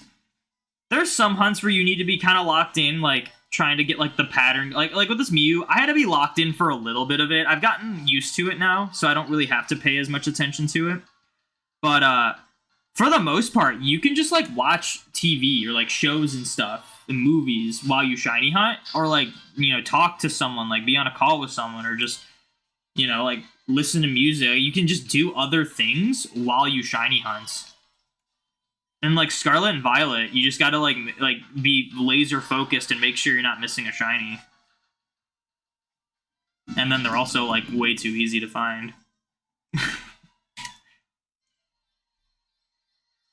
To be honest, you would love to do full out hunts, but you wouldn't do it without multiple systems. I started with single system, and even now, like, obviously I have 3 systems here that I'm hunting on. But this is a single hunt. Like, this is just one game. I can do more systems for this hunt, but I want this to be single hunting. It's tough going back to single hunting, but, like, if that's all you have, you can still be effective at it. There's some pretty easy, like, 1 in 8192 hunts, like the Game Corner hunts with, like, Abra, or, like, the Johto starters from Heart Gold Soul Silver. Those are really, like, efficient hunts, even single hunting. So, but yeah, once you start doing multiple systems, it is tough to go back.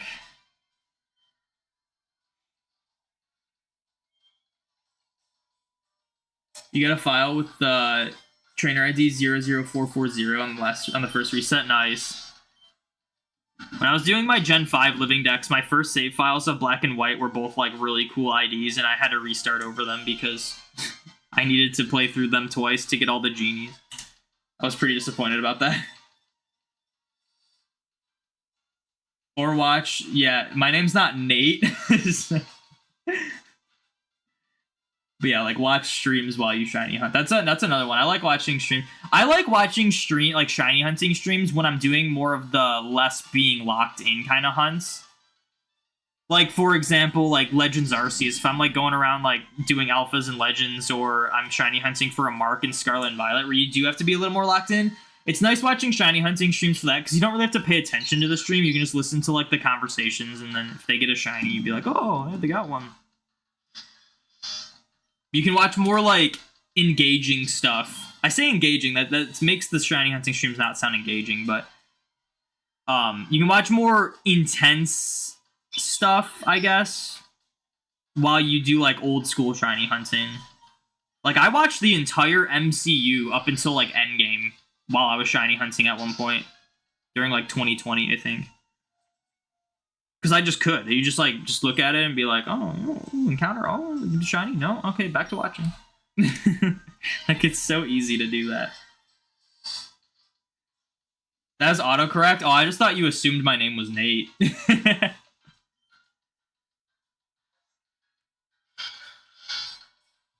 I don't know if fog is considered intense weather. Does anyone know? Does anyone know all the weathers you can't get distortions in? It's like thunderstorm, blizzard, and I think there's one other. If it's fog, I hope it's not fog.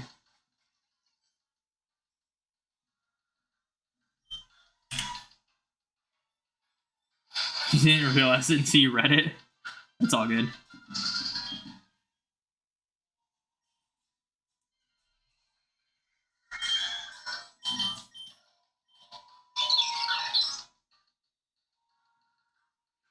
You doubt fog is, but you're not 100% sure. Maybe I could just look it up. Let's see. Weathers that you can't get space-time distortions.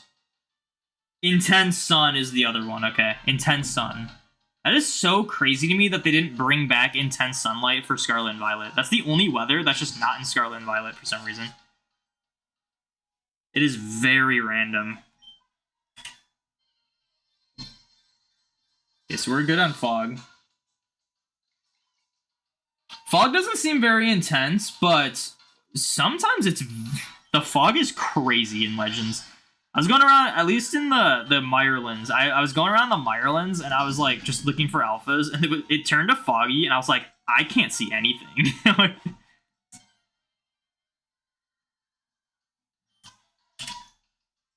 Gotta bounce, enjoy the rest of the stream. Good combos today. Well, thank you for hanging out. 60. I feel like we did not get that many encounters today on stream. For me, at least. But we're doing the space-time distortion thing now. I don't know. And I also got on a lot later than I wanted to.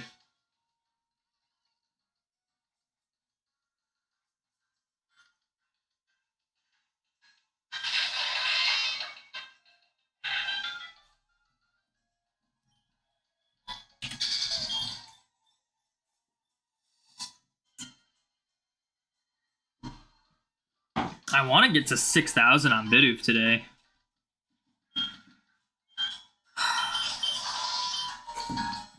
I might do Mana Spotlight Hour today, but I think I'm gonna be kind of casual about it.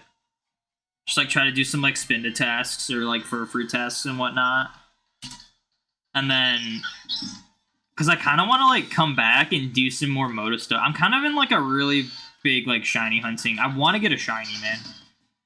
I'm on like a shiny hunting, like just motivated spree of trying to shiny hunt. Like I'm doing a decent amount of resets for Litwick in the Motorstoke Gym. Inevitably, I'm getting that. Like I am almost 6,000 in on that. Really hoping that one doesn't go over 10k, because it's actually pretty slow. but and now we're doing both these hunts, and I want to just like I want to start getting some shinies again, man.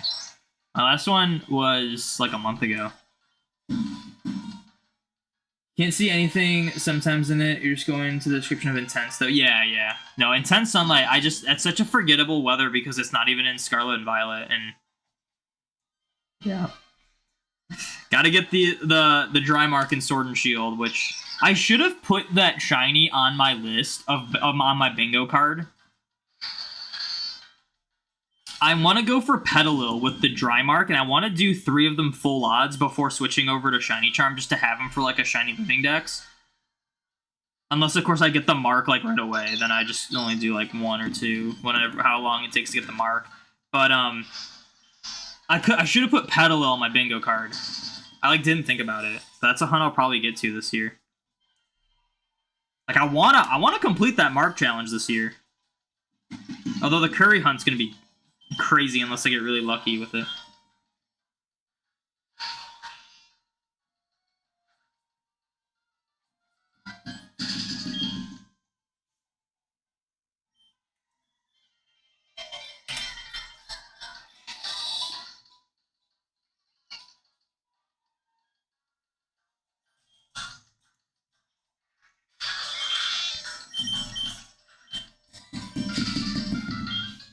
It's probably too late now, but today would have been a great day to get the shiny Mew because I'm like really not expecting it today. But now I'm like thinking about it, so I'll probably get it. I probably won't get it.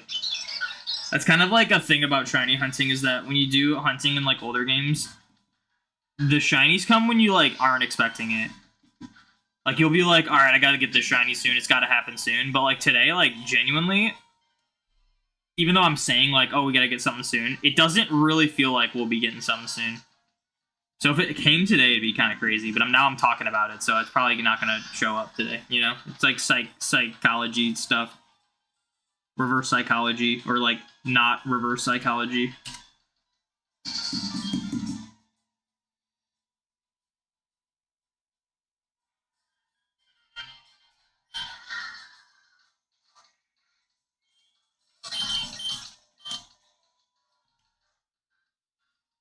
What is my research for Cranidos at?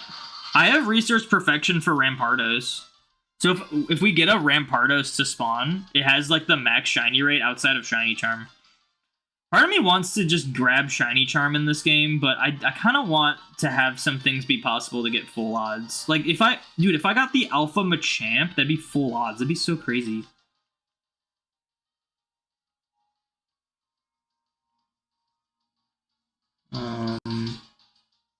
How far down do I gotta go for these guys? Here they are.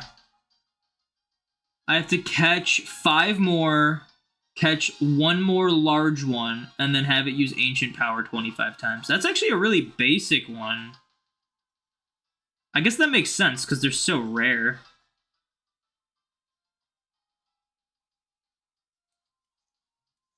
Interesting.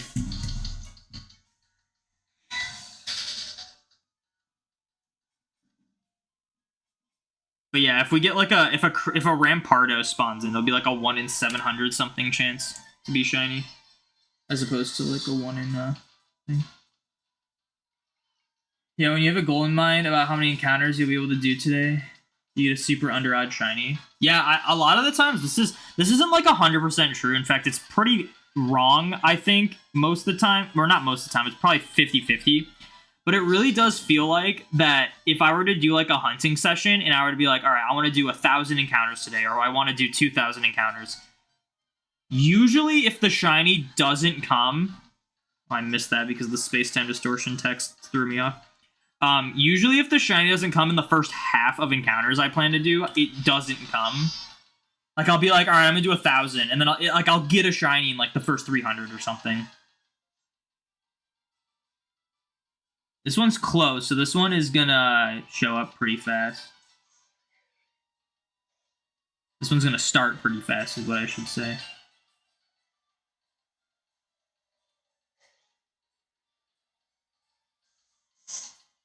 That is perfect that I can just chill right here while we wait.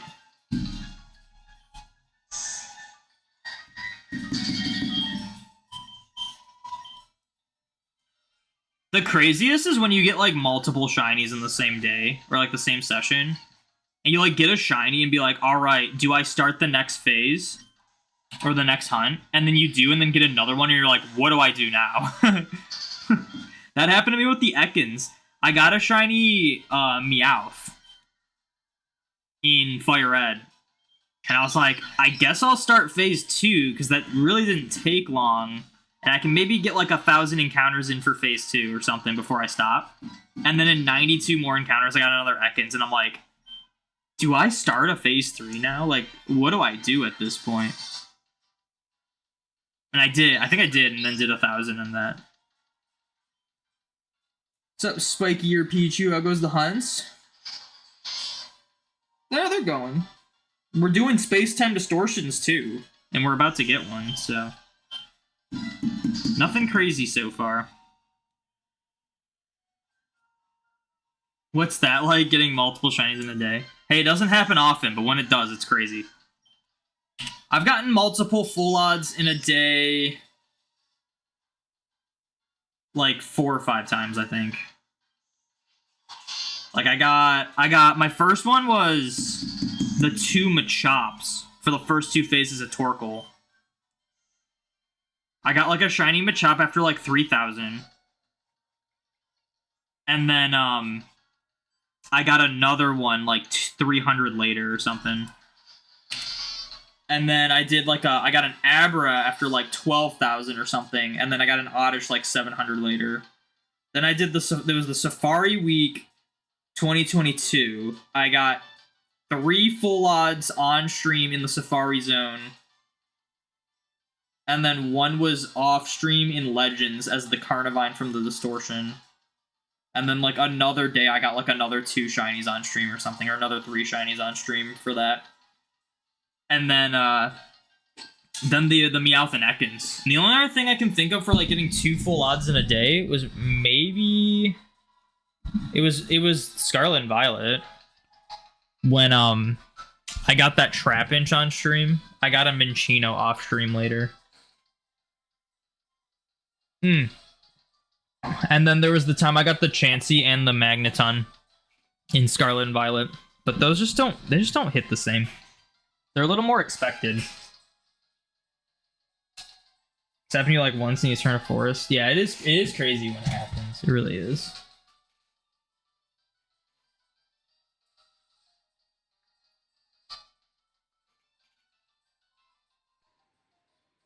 Okay. Where's my controller? Where'd I put my... It's over here. So when you get a shiny, it throws you off, and sometimes you don't know what to do or whether or not you should continue hunting. Yeah. Sometimes I'm just like, well, I was gonna hunt for like an hour today, and it's only been like 20 minutes. I'll just end early.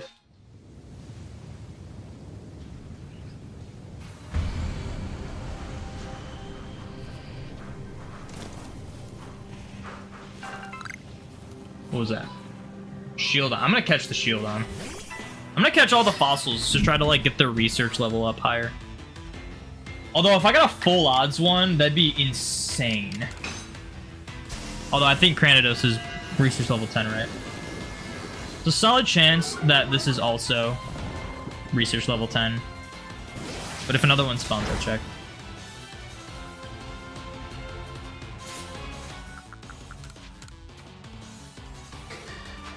If for Legends, you really want a lot of shiny alphas, but you still want a chance for most of my hunts to be full odds. Yeah, I'm gonna make a full odds Legends file. That's why I'm like dancing with the idea of just like getting shiny charm in this file.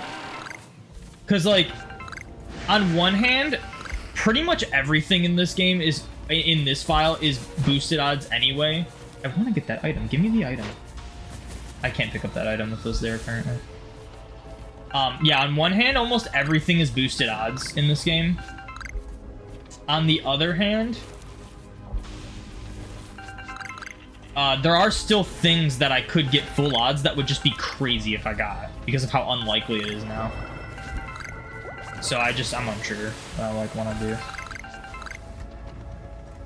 Where are the other... Okay, there's another... Oh, this is research level 6. Yeah, so if we get a shiny one of these, it'd be full odds. That is... Okay, we're killing this one, I guess. I hit up on the D-pad to go to Dark Void, and it didn't work.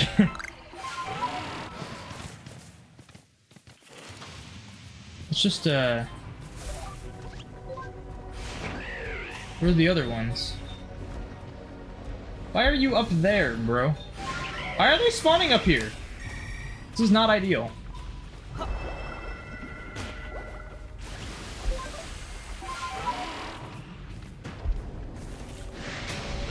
Oh! Oh! Oh! Alpha Bastiodon! Oh, we actually got one. Of course, I've been recording for an hour. So this is gonna take forever. This is gonna have so much storage on my computer, but oh my gosh. That is crazy. Yeah, we gotta use the Ultra Ball. Hopefully this isn't like hard to catch.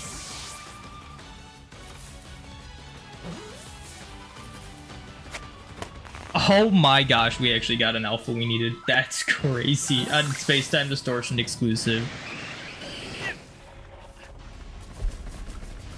And no Rowlets. That's good. Alright, I'll do the No Way Redemptions. Oh, please don't tell me I die here. I need to keep my distance from these guys.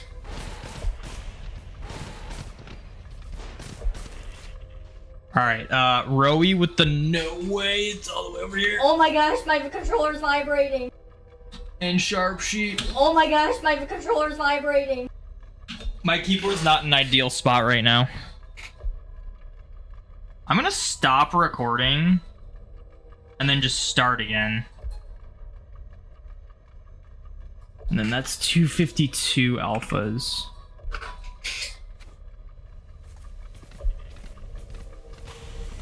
Did I get like all the items and stuff? Why is that thing like already attacking?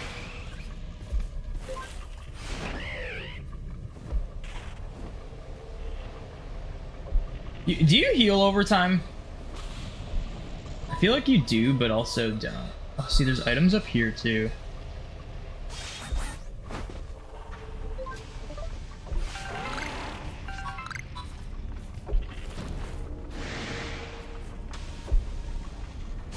Oh my gosh. I'm gonna die. We'll just go down the slow way. The safer way.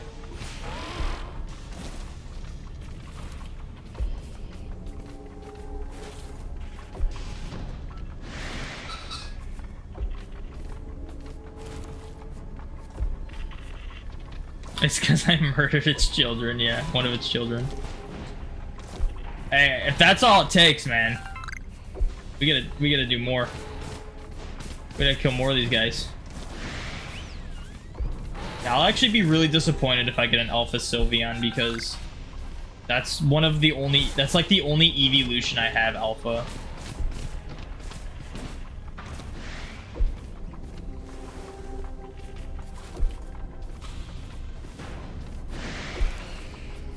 That's kind of just a big Drapion.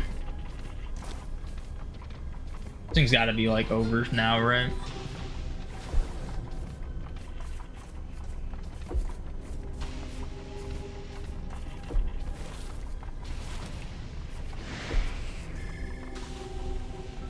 Why is Octillery the like most common outbreak Pokemon?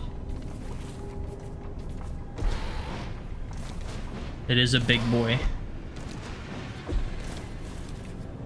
That's pretty crazy that we got that. So we got one of the fossils. That's good.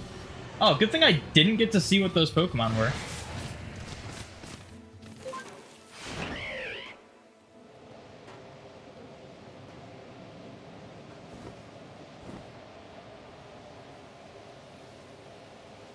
Dude, that is crazy that I got that. That was like pretty quick too. That was only like a handful of distortions to get one of those. The only issue with the Bastiodon is that now we have to specifically get Shieldon. Like if we get another Bastiodon, it's gonna be bad.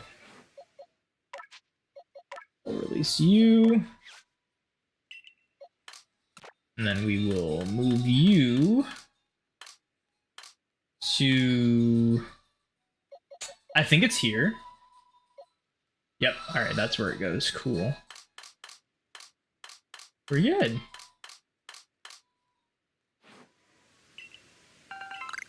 Hey, give me my Grit Pebble.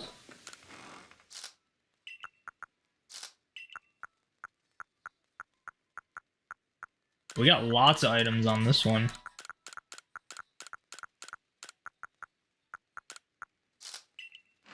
I've been better at keeping my item storage a little bit, like, not cluttered up. It's been nice. How do you hunt the Alpha Unknown? You think you spelled that wrong, too? Unknown, if you want to know the spelling of unknown, is just without the K. And the extra N, I guess. It's like unown, essentially. But in order to hunt Alpha Unknown, you just have to essentially go to... Absol Blogs has a great video on it, where you got all the Alpha Unknown.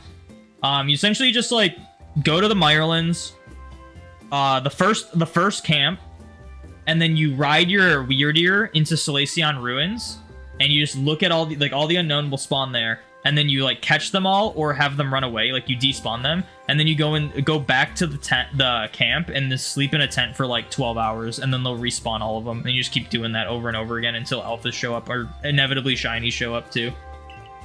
You just gotta do that until you get all of them. You have to have all the Unknown that are scattered across Hisui found first in order to get them to spawn in Salacion Ruins, though. Alright, I think I'm done with the outbreak. We're done with the distortions for now. I'm not gonna wait for another one because I probably won't have time to even record. Dude, look at this Dartrix. It's so funny seeing all the alphas in the in the pasture. Like, that's a big fish. Like, you're massive. Like, look at how huge this duck is. This duck is taller than me. Big ol' oven, toaster oven. Like, that's just a full oven at that point. That's not even a toaster oven. Yeah, let's save the game. Alright.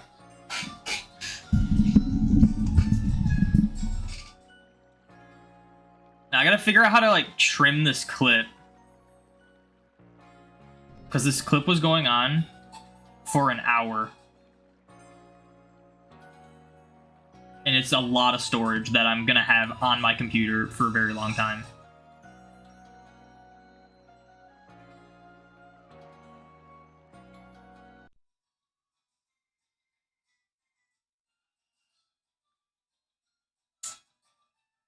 I did mute it. Okay, cool. I already read that. Trapinch, Executor, and Lilio were your first full odds found in the BB Academy. Hey, if it's full odds, it's full odds. You don't have to have quote-unquotes. I'm just not a fan of shiny hunting in Scarlet and Violet, but full odds is still full odds. No need for the quotation mark. Unless you're saying that as in you had like shiny charm or something, then that'd be different.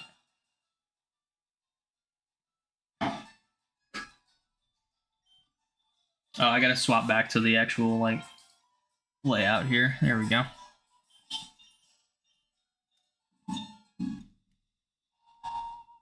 Okay, I honestly don't have time to, like, do more. We'll go for a little bit longer. We won't go for, like, that much longer, though. This Rowlet will shine one day.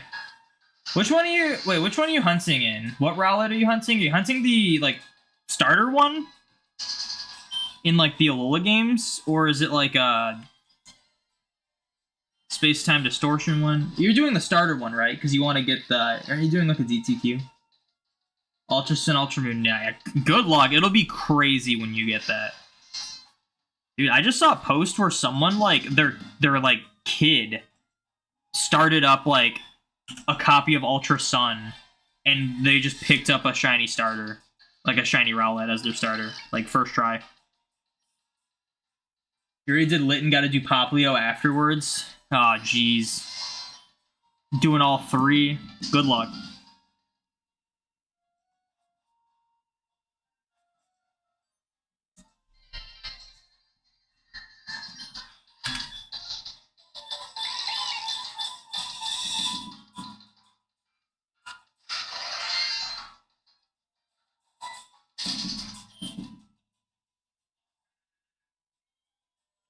Oh yeah, well, I was like, wait.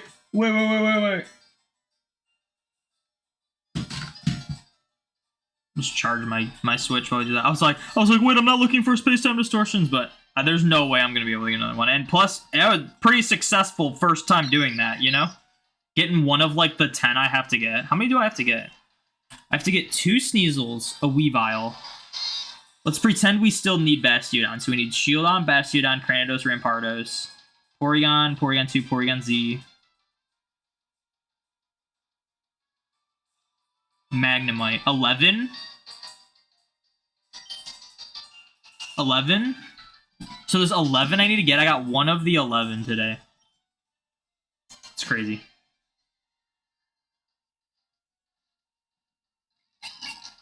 On the first try doing that. You're telling legit that you think resets are actually slower than Grief Case? The Ultra Sun, Ultra Moon? They might be. You'd have to time them. It's tough, though, because... Yeah, the resets themselves are faster in Ultra Sun, Ultra Moon, but there's more cutscene in that than there is in BDSP. So I don't know, you'd have to time it.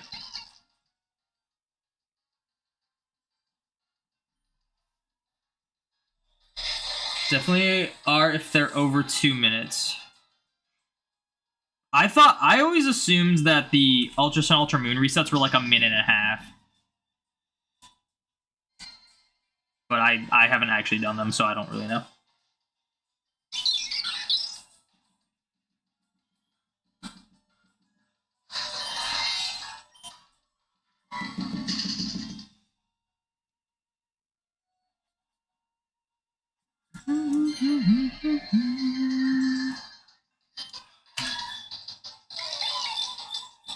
ESP is like 145 if you're fully concentrated check.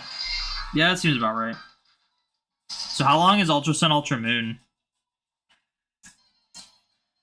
Spiky Ear, you gotta... Or no, Shiny Hunter Stain, you gotta, time... You gotta time your next reset. See how long it takes to see what your shiny... If it's shiny or not.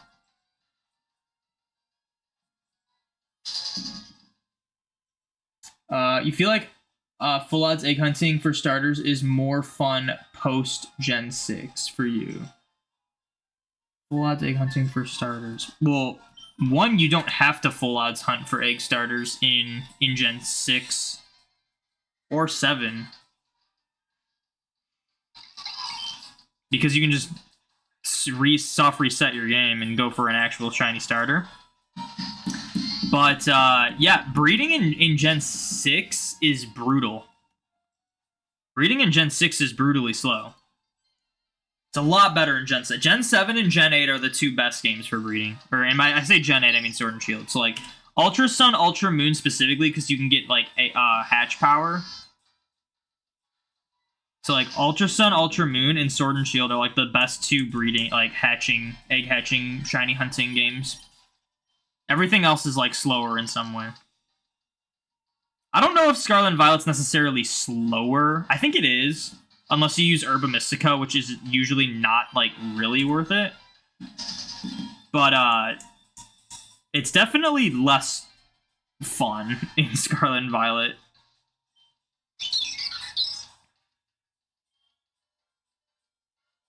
Just like full odds egg hunts, especially if the starter has cool egg moves. Yeah. I know that's why people do some full odds egg hunts in Gen 3. I don't know, man. I don't know if I could do that. Like, my full odds egg hunts are gonna be, like, essentially ones that you have to full odds egg hunt besides Dratini. I'm gonna do at least 1 full odds egg hunt Dratini, probably in Gen 6.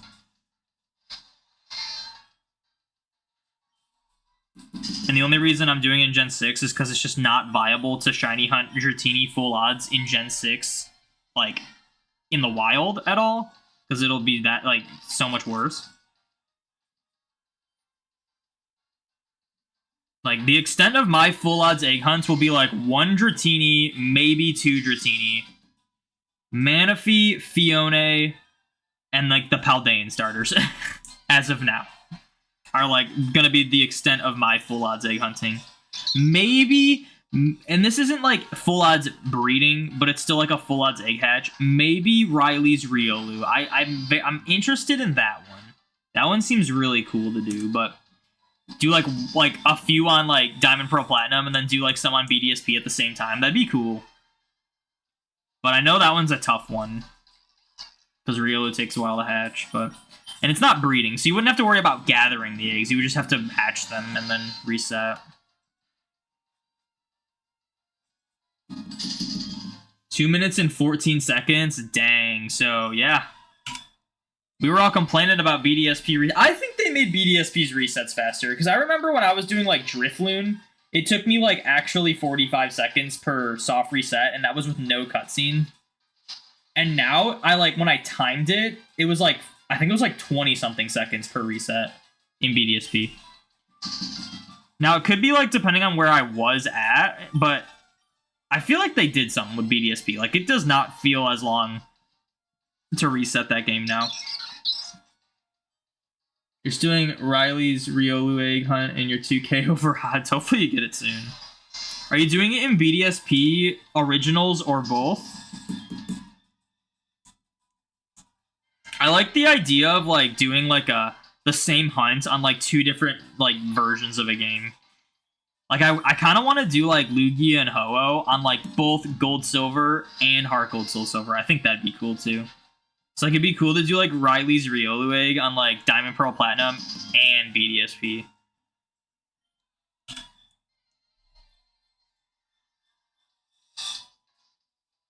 It was about 53 seconds per Arceus for you.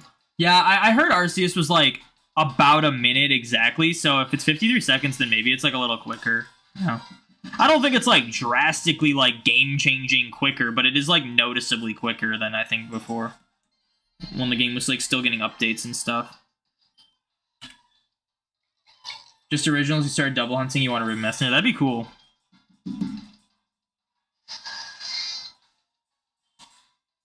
I just got all of the contest ribbons for my shiny Dragonite in BDSP.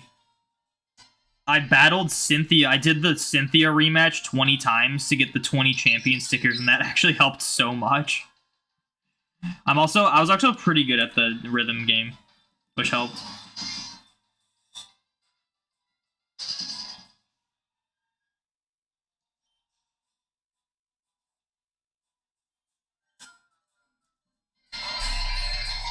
Alright, I'm going to do 15 more encounters with Bidoof, and then I'll call it, because that'll get us at 6,000.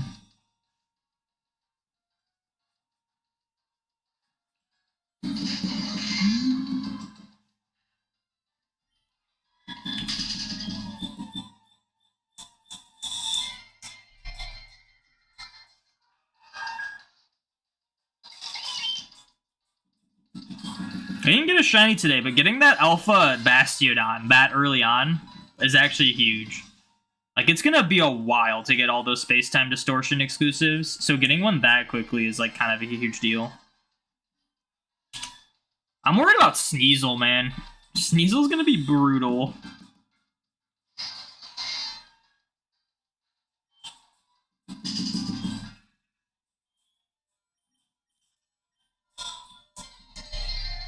Those champion stickers feel so necessary to even stand a chance with some Pokemon.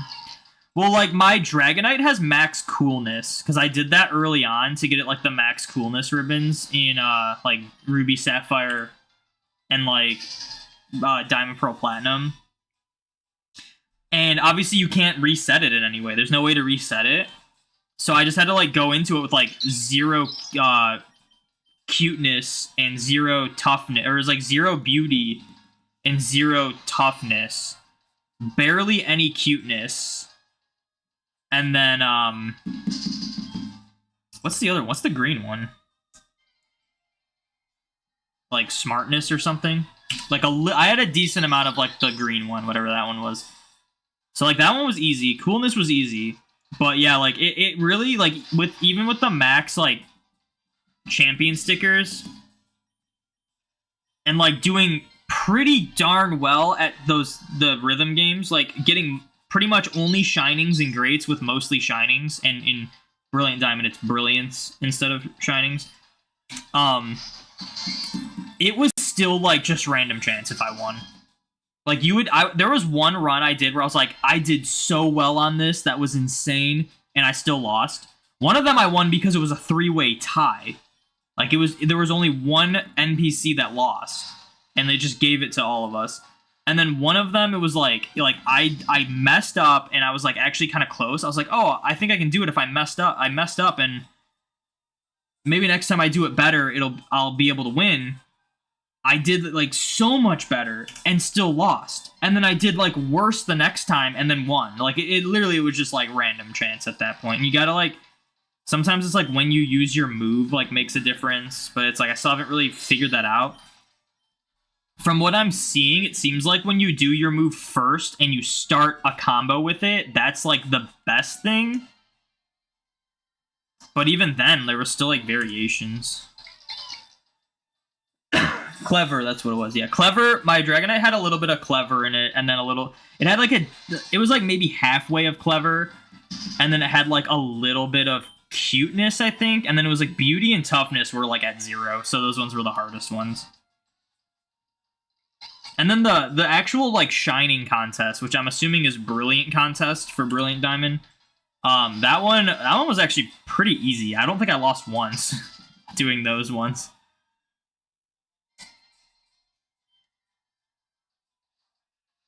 Bro, you're in a space distortion right now and you found an Alpha Eevee?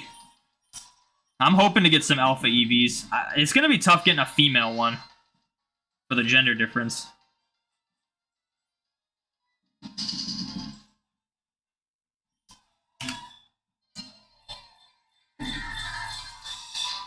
I just got the Alpha Bastiodon in a space-time distortion. I'll have to figure out how I can trim that. Hopefully there's like a simple editor I can use on Windows that I've just never thought to use, because I edit my videos on my laptop, which is a Mac, and I have like actual editing software for it. I don't know if I have anything for Windows, but I don't really want to have to transfer it to my Mac, trim it, and then transfer it back, you know?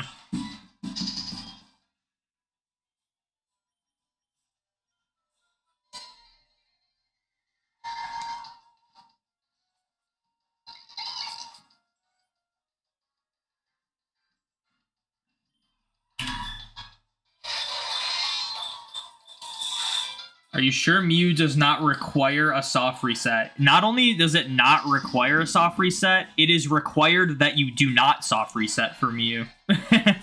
If you soft reset for Mew, you just will never get it shiny unless you have an early shiny frame, which is pretty unlikely.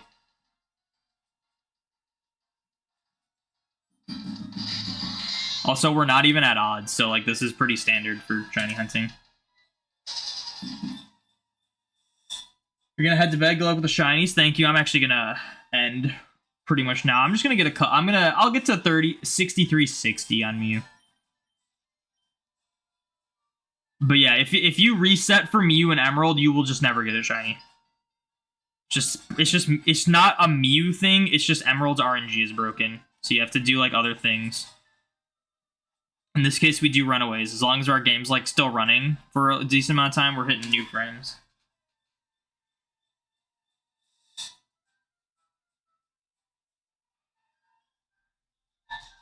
But yeah, if you hunt Mew in like red and blue via the Mew glitch, you reset that one. It's just Emerald. And then if you do like shiny hunts in like Ruby Sapphire with a dead battery, it's the same thing. You need to not do reset hunts. There are ways around it if you know exactly what you're doing, but it's usually not worth it anyway, even if you do know what you're doing. But okay, I am gonna end it here. That is going to be it for the stream. Thank you to everyone who tuned in, and I will see you